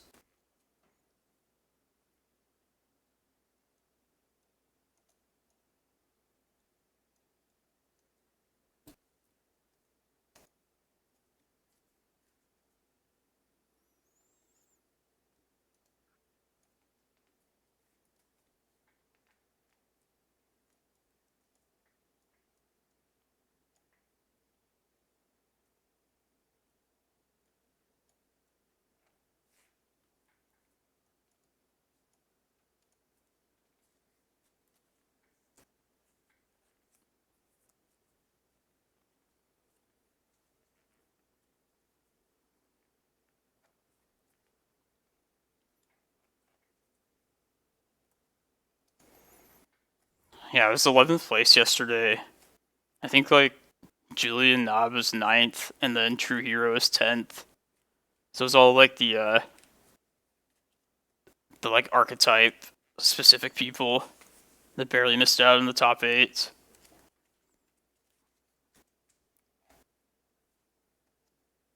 And there's some Spice that I played against too. The last round, if you watch on my YouTube channel, it's yeah, they were running like the Spant control deck, but they were running Manamorphose. just to like filter and not have to play like a second planes. Which I guess that makes sense. It's a pretty like a free cantrip essentially. I just like haven't seen that in Legacy before. Yeah, I was wondering who Yukon is too. I was on this exact list yesterday. Maybe Wizards one day will post the list for that. Probably not this week though.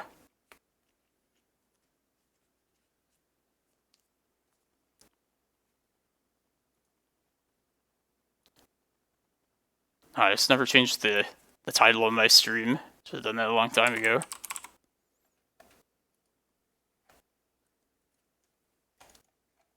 Yeah, this list is... I feel like this is a powerful list. Just...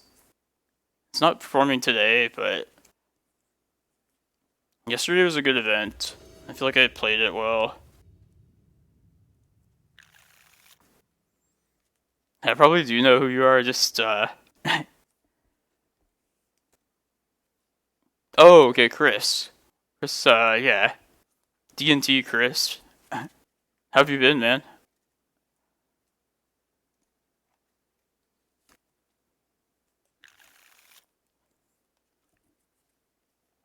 Yeah, I know your full name, just...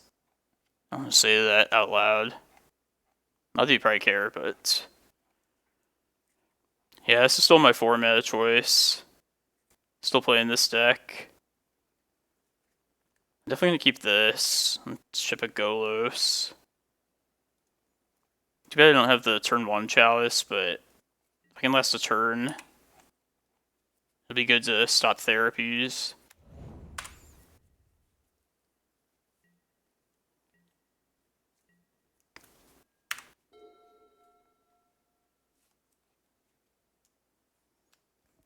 Do you play any Legacy, Chris? Like on, I guess online is what I should ask.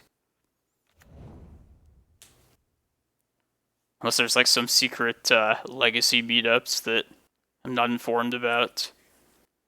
I would definitely be informed if there was.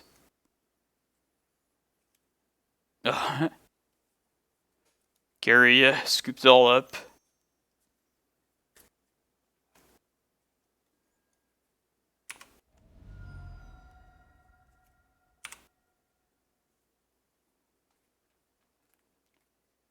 Man, Dredge just not translate well to... Like, it looks cool on the table, but on Moto, it's just a pile of cards. I feel like there's no good way to, like, visualize it the best. Like, this is the biggest way, but it's just all over the screen.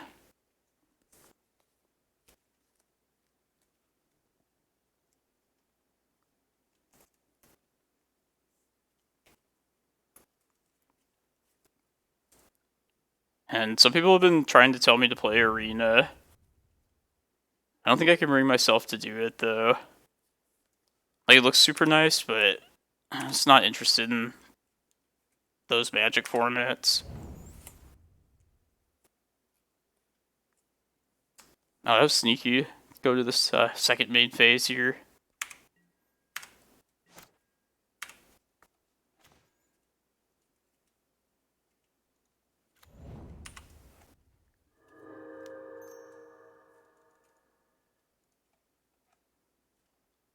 I punish them for waiting a turn here. I guess I could have Force of Vigor though, so...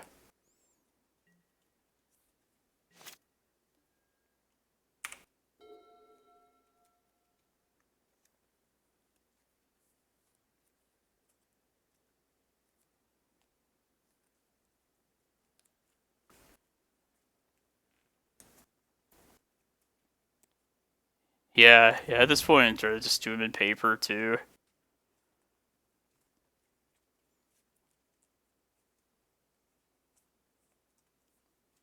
And you already own the cards, so... Might as well make the most of like, playing cards in person, you know?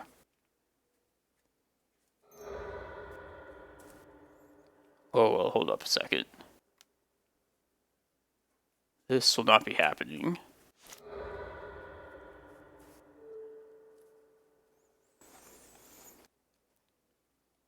Am I hitting? Just Grave Troll, looting, I guess? Yeah.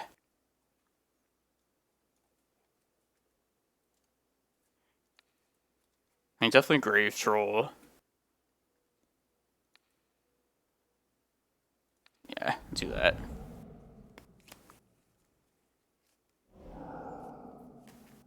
Yeah, being able to play just whenever you want is definitely nice. But, yeah, it's like isn't the same. It's annoying, like, computer sounds. I'd rather hear, like Rockenbach tell me what I did wrong or something. I guess not what I did wrong, but he did wrong. Just, yeah, I'm preaching to the choir.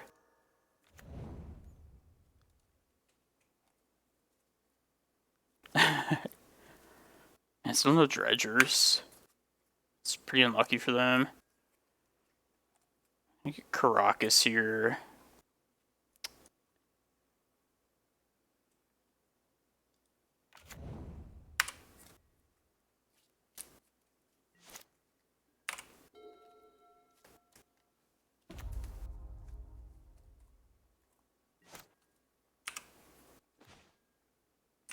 It's my Chasm. It's not bad.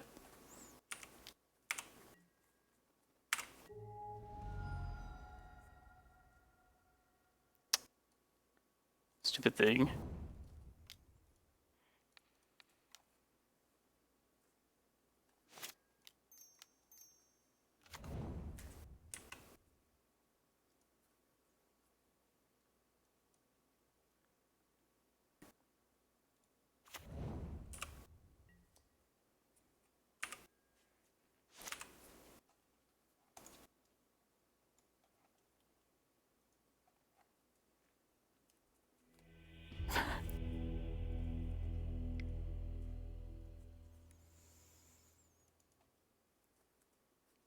And these games against Dredge are just so, like, one-sided, one way or another. It's either they just steamroll me, or I just, like, stop them completely. I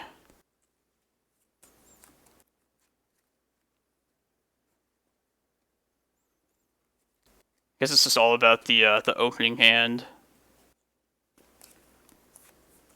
Like the snowball on top of the mountain.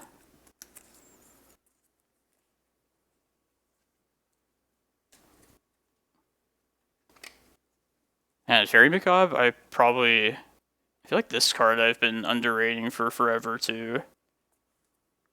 Like, it's always felt weak compared to Surgical to me, but just like some of the mechanics about this. Oh, it definitely has its strengths as a graveyard hate piece. Gotta say.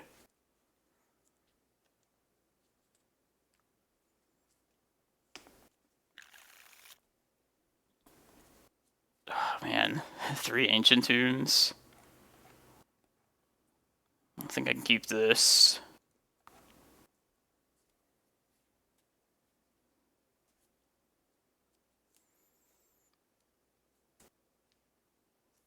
This might be worth it. I could find a fairy, I could find a Walking Ballista off Once Upon a Time.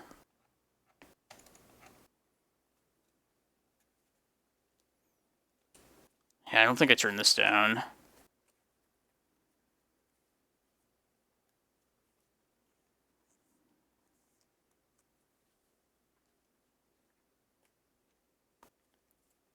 Maybe I'll get to...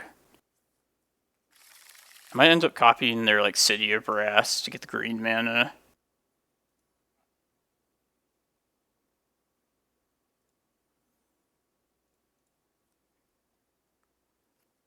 But a lot of this will depend on, like, what my first draw is.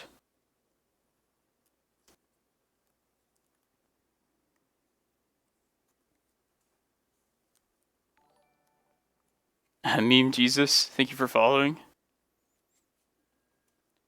Hope you've been enjoying the list. Or the stream, I should say.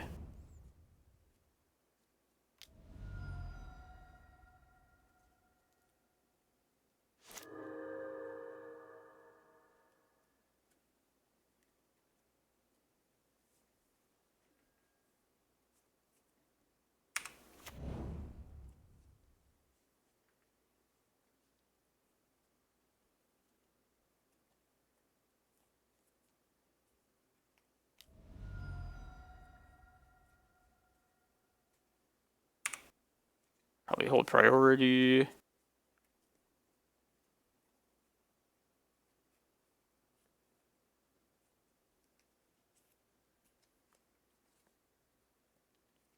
Hey, you know, I think Rockenbach, I haven't seen him play in the challenges for a while. I thought he had came back to Legacy.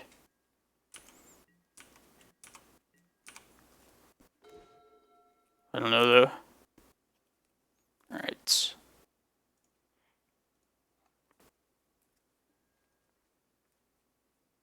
There's Ballista, at least. Guess that's better. Oh, that's cool. He's lucky. Wish I had gotten in on that in time. I think I want the Ballista here.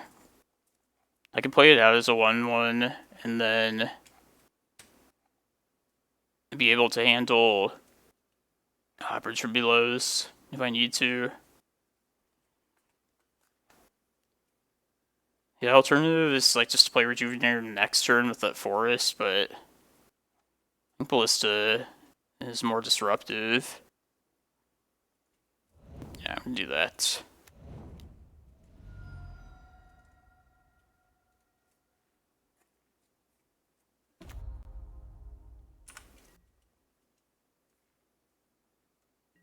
Hopefully this Mindbreak Trap can keep me alive long enough.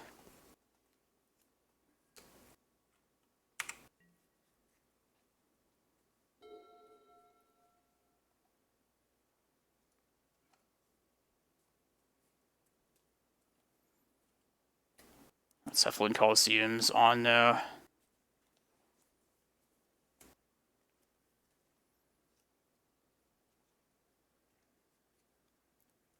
Yeah, I believe so, Yukon. Yeah, a couple of the AZ guys got in on that. But I don't know if that's actually happening or not. It's still kind of up in the air. But I would definitely want to support stuff like that.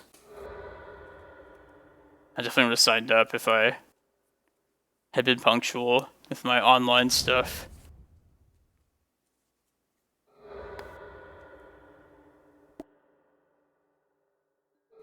How's it going, Gary? Just playing some leagues after I did terrible at the challenge.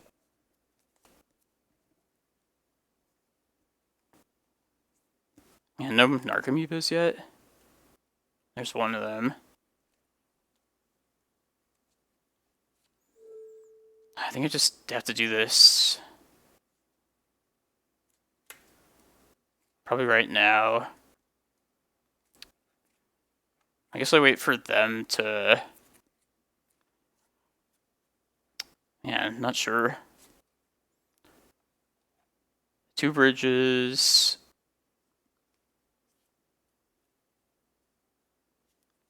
I could shoot the Narcomoeba and then lose. That way they don't get any zombies this turn. Yeah, I don't want them to therapy, so probably we'll just hit this in response to the...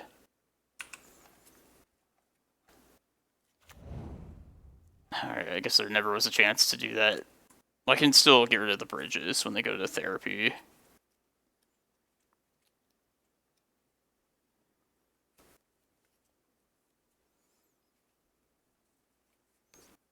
But yeah, Gary, I did, I played in the PTQ thing yesterday, or the qualifier or whatever, and I got 11th in that with this deck.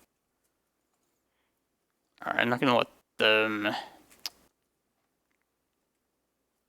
Wait, did I let them have this? I don't think so. No, I don't want Hogak to happen, so...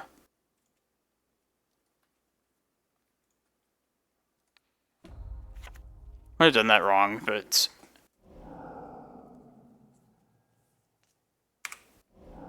Doing responsible adult stuff. That's fair.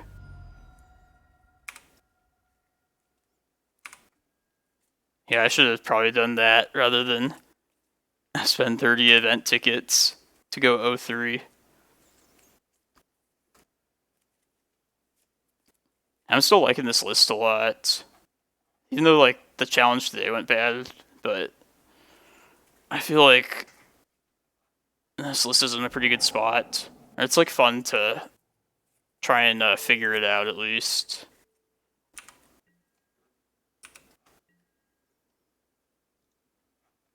Drafting Time Spiral, yeah. Oh, sweet. This could find a number of good lands.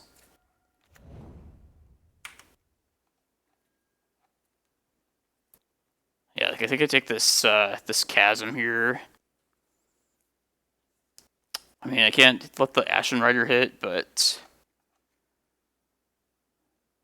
it's not a bad thing to have.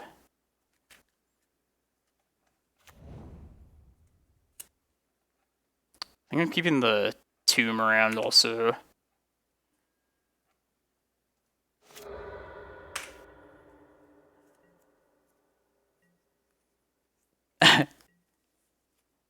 You don't know who it is. I know you know him.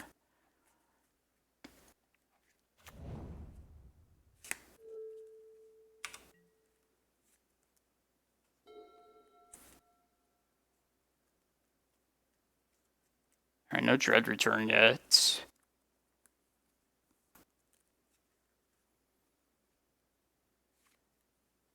They do know about the Mindbreak Trap in hand from the last therapy, unfortunately.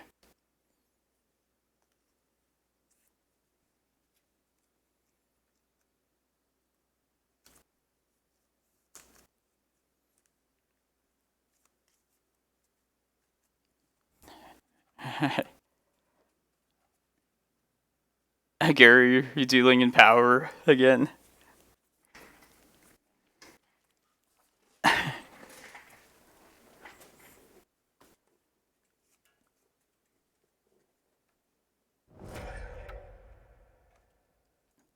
Yeah.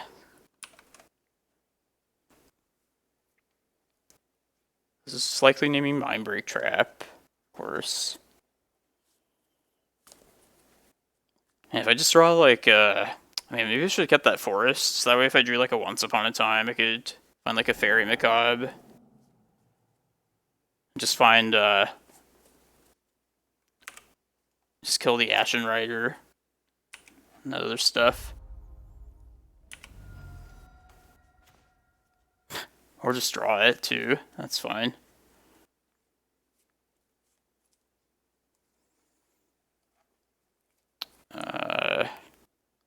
Yeah, I think I gain more life here.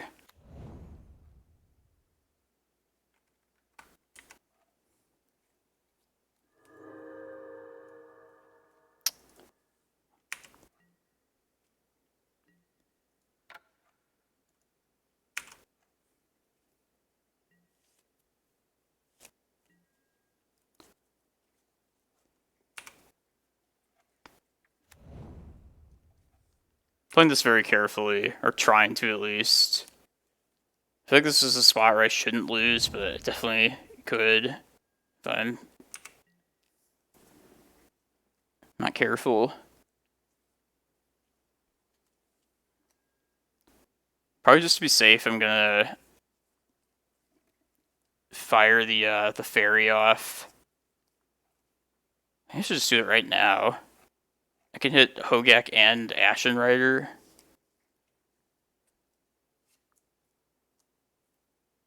Is that worth doing? Probably. Just not give them the option to therapy away my fairy, because they did see it in a previous game. Yeah, I'm just gonna do this right now.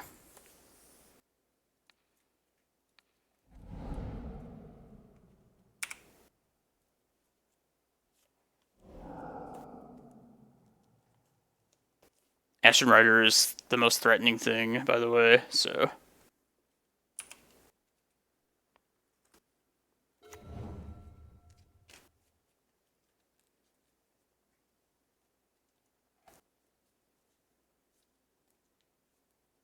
And now I just need a way to get to Tabernacle, and I think I'm good.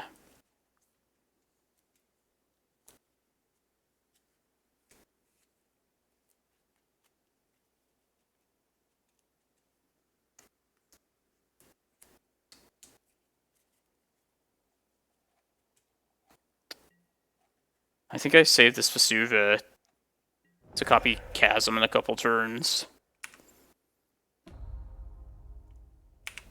Probably next turn.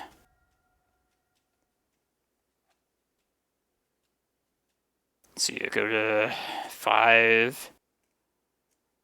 I guess I gain 2 life with one of these.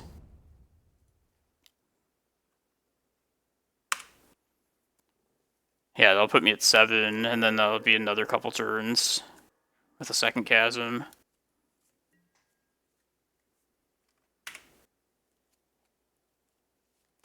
Just trying to buy some time.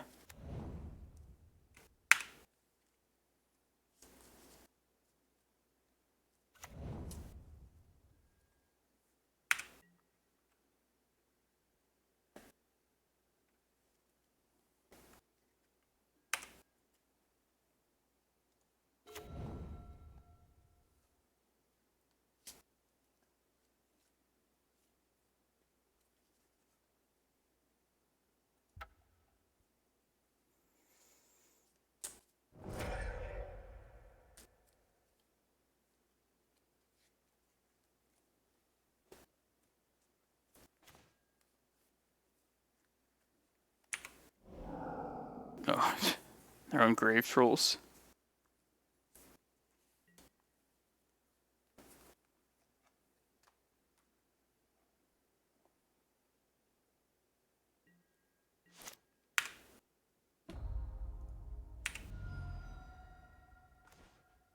It's not good.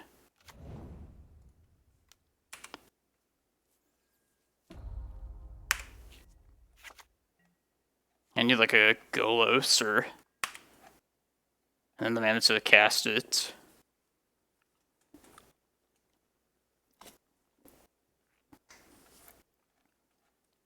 Yeah, I think I made a mistake getting rid of the forest that I had a long time ago when this Chasm first came into play.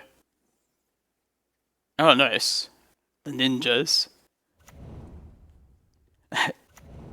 Ninjas is a deck that I probably would try out locally in person if we had that. Just bring it for like a weekend. 2 Dread returns.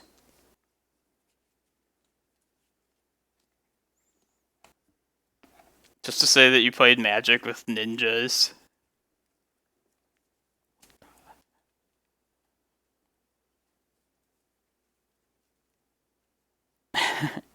Yeah, this game is intense.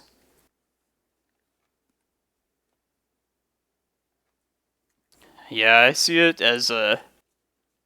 well, I know it has no wasteland, so... it just takes like a certain element out of a possible like legacy deck strength to me. But I guess I like always kind of think of that in like way terms of wasteland. I guess it's not too special. This thing's gonna kill us once we get rid of this Chasm.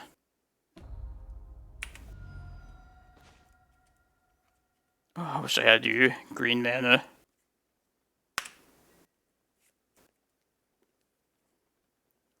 Blue tempo deck, yeah, basically.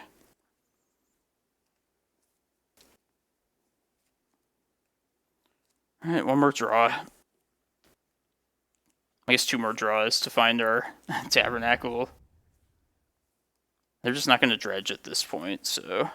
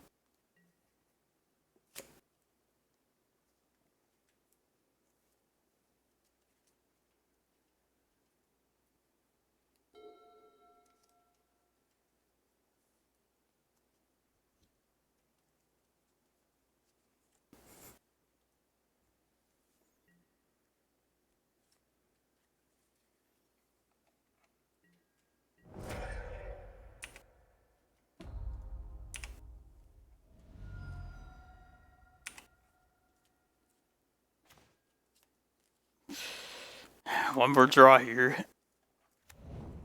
One more draw.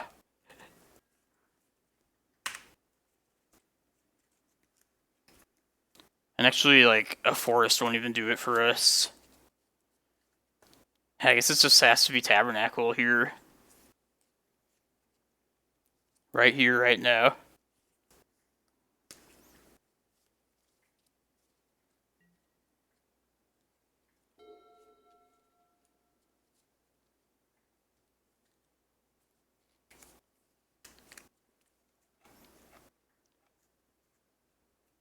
Yeah, I definitely punted getting rid of that forest.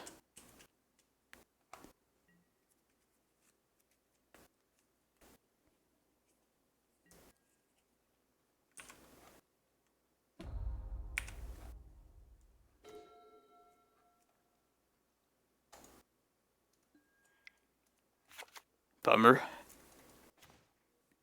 Yeah, let's see if I like had... This doesn't really mean anything. Yeah, even though that was like glacially slow, I feel like there's still like key decisions there that could have been made better. Yeah, such as getting rid of that forest. I was thinking, like, as far as Uro goes, if I could fit that in this mana base, it seems like Uro would be a good fit for this kind of a list. That's pretty much just making extra land drops, giving you more fuel. Like, not that I want to do that. Like, I don't want to become another Uro deck out there. I don't think the colors would work right anyways. Yeah, even just like the life gain itself would be such a good thing. Growth Spiral, yeah. That's not a bad consideration.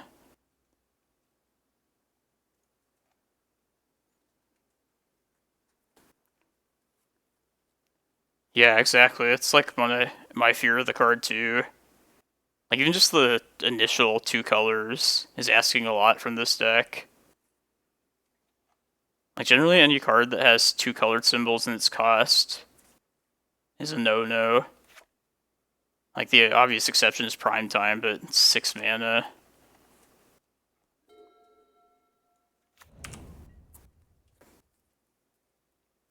And part of, like, Uro's power as a card is because it's known for being able to come back and attack.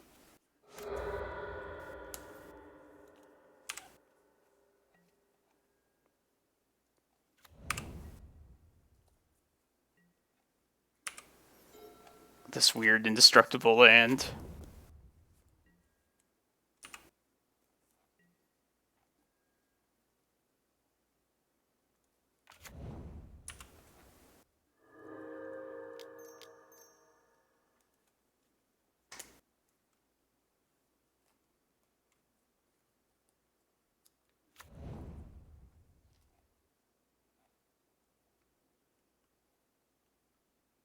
I mean, no threat yet, it's good. Just say Wasteland at this point.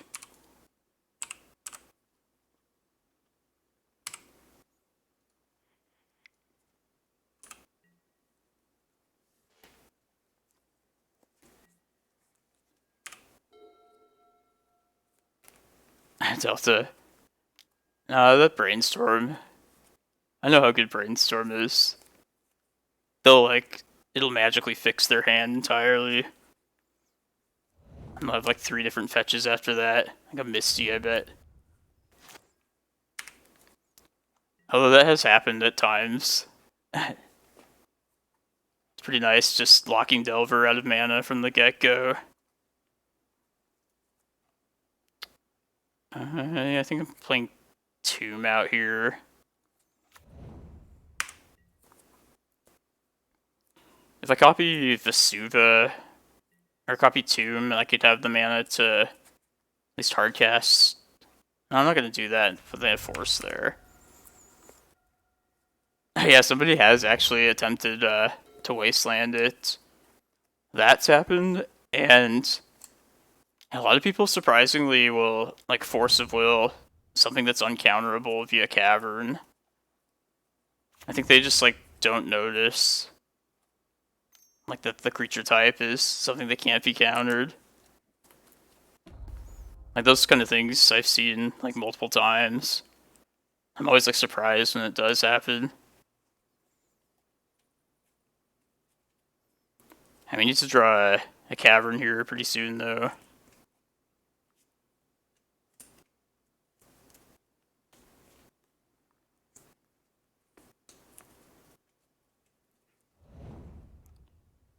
And so one card I was considering also is Stonecoil Serpent. Just to like block flyers, really.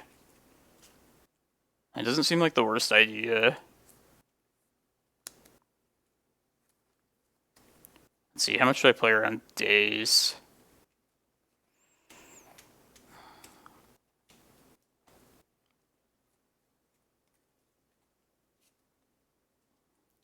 If I have Vesuva, copy Glimmerpost, and then starting next turn I can play around days and also just be gaining some life in the meantime. It's probably worth it.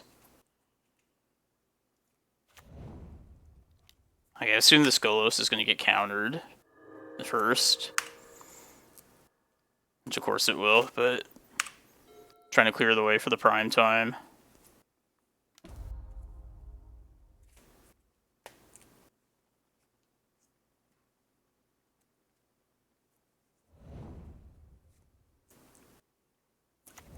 I guess the prime time's not out of days range, just because I have to pour a mana into the Cataracts. But the Golos will be though, so it's another turn to possibly draw Cavern.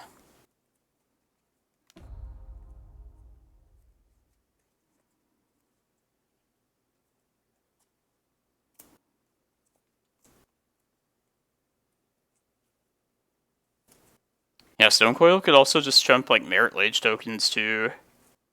Another difficult situation. Yeah, I think that's what I'm gonna try out next. And try and squeeze like 2 of those in this list. Jesus.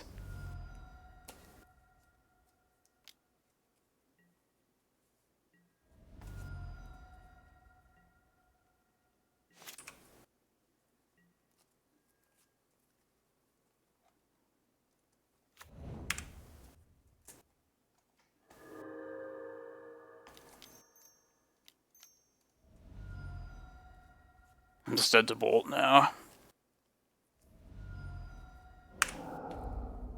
I can't even... Yeah, whatever.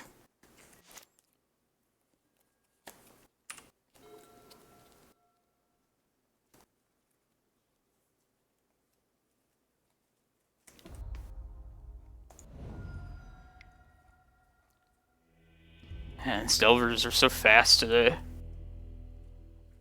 don't know how I beat them the other day. Specifically blue-red, too. Alright, it might be Force, or Blood Moon, so let's hedge. Hedge against that.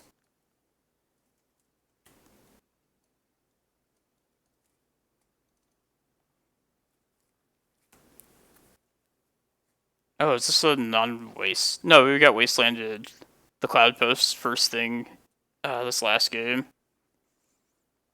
Yeah, they definitely have wasteland. But I know what list you're talking about, though. There was like a wastelandless Delver.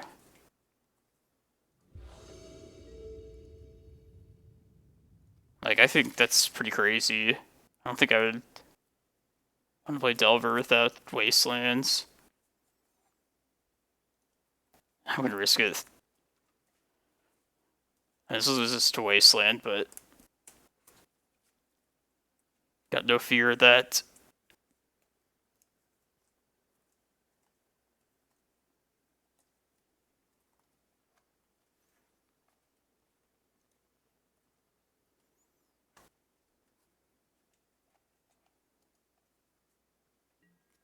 Can we beat them with 4 cards in hand? That is the question.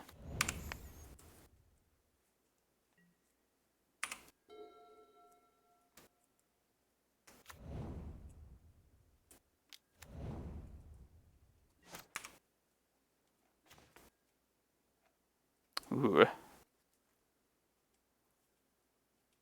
do you think, Gary? Play a Ballista or play a Chalice? I feel like now's the time for this Ballista. I mean, I'm gonna play it as... Like, I'll play it in today's still, but... Yeah, let's Ballista.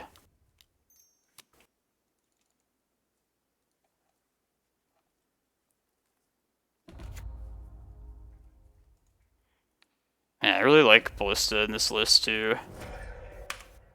I think I should try and put, like, the 4th copy in somewhere.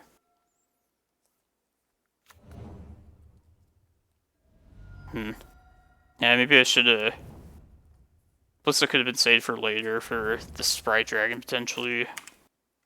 Oh well, now we got a Golos.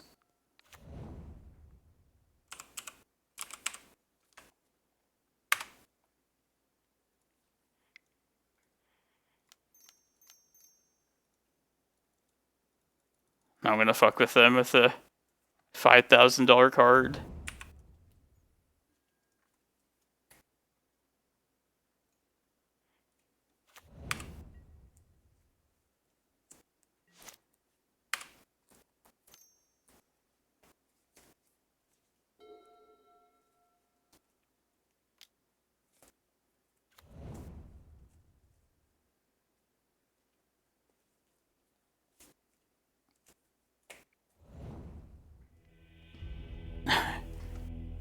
Oh, I just kind of pulled that number out of my ass, but it probably is something stupid like that. And obviously Tabernacle's nice against Young Pyromancer, but the main purpose of searching it up there is to hold them off of casting a more meaningful spell later, which in this case is Blood Moon.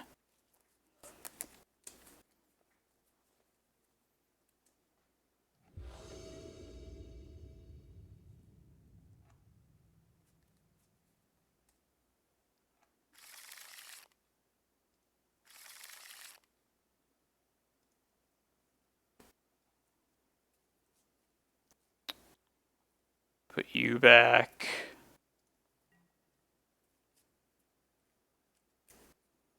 Plenty of mana in this hand. I guess it loses to a fast clock though, so... I guess any deck loses to a fast Elver clock, so... It's not like that's too unusual.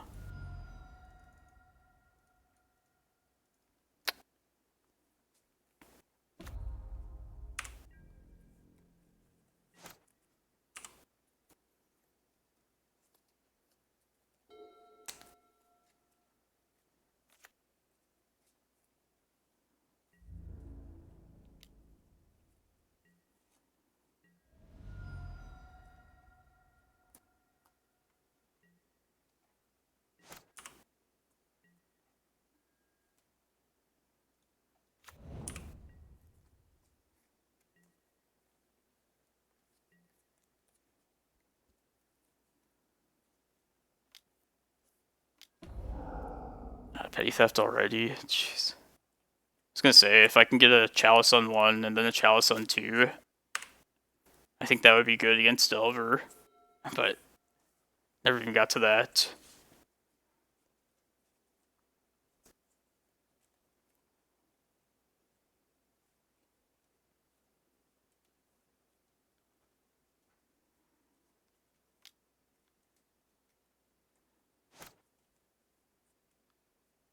Hopefully this isn't Sprite Dragon.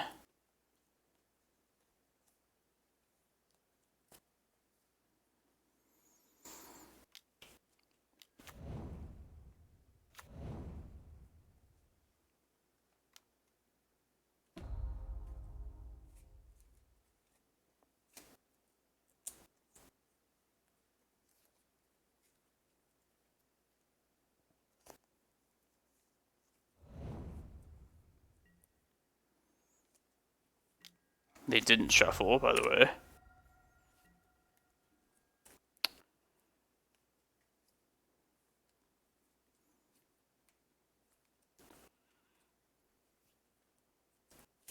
Alright, how do I want to play out these next couple of turns? My main thought is just not to tap Tomb. Then we just die to Bolt. So I'm thinking this turn we play Vesuva on Cloudpost. Try and Chalice on 1 again. And then next turn play Glimmerpost. That'll be our last turn though, most likely. Could also play a Glimmerpost out here. Do the Chalice on 1 then. And then I don't know, it might be a better idea to just try and like slam Golos as well. Just like 1 this turn, and then if that fails, then maybe go for it next turn. But I feel like the Chalice on 1 is actually pretty important. Man. Also, what if I Vesuva this Cloudpost and they daze then? I don't think I pay for it then. Alright, I think it's just Chalice on 1 is the play this turn. We shall see.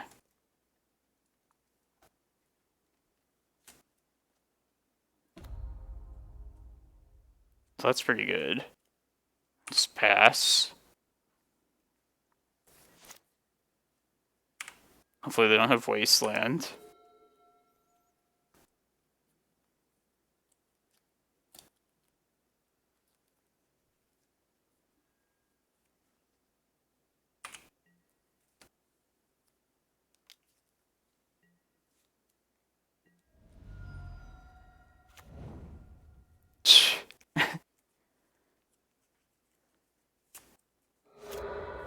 I guess I should have figured when they didn't shuffle to Ponder. Alright, now it's just a Hail Mary.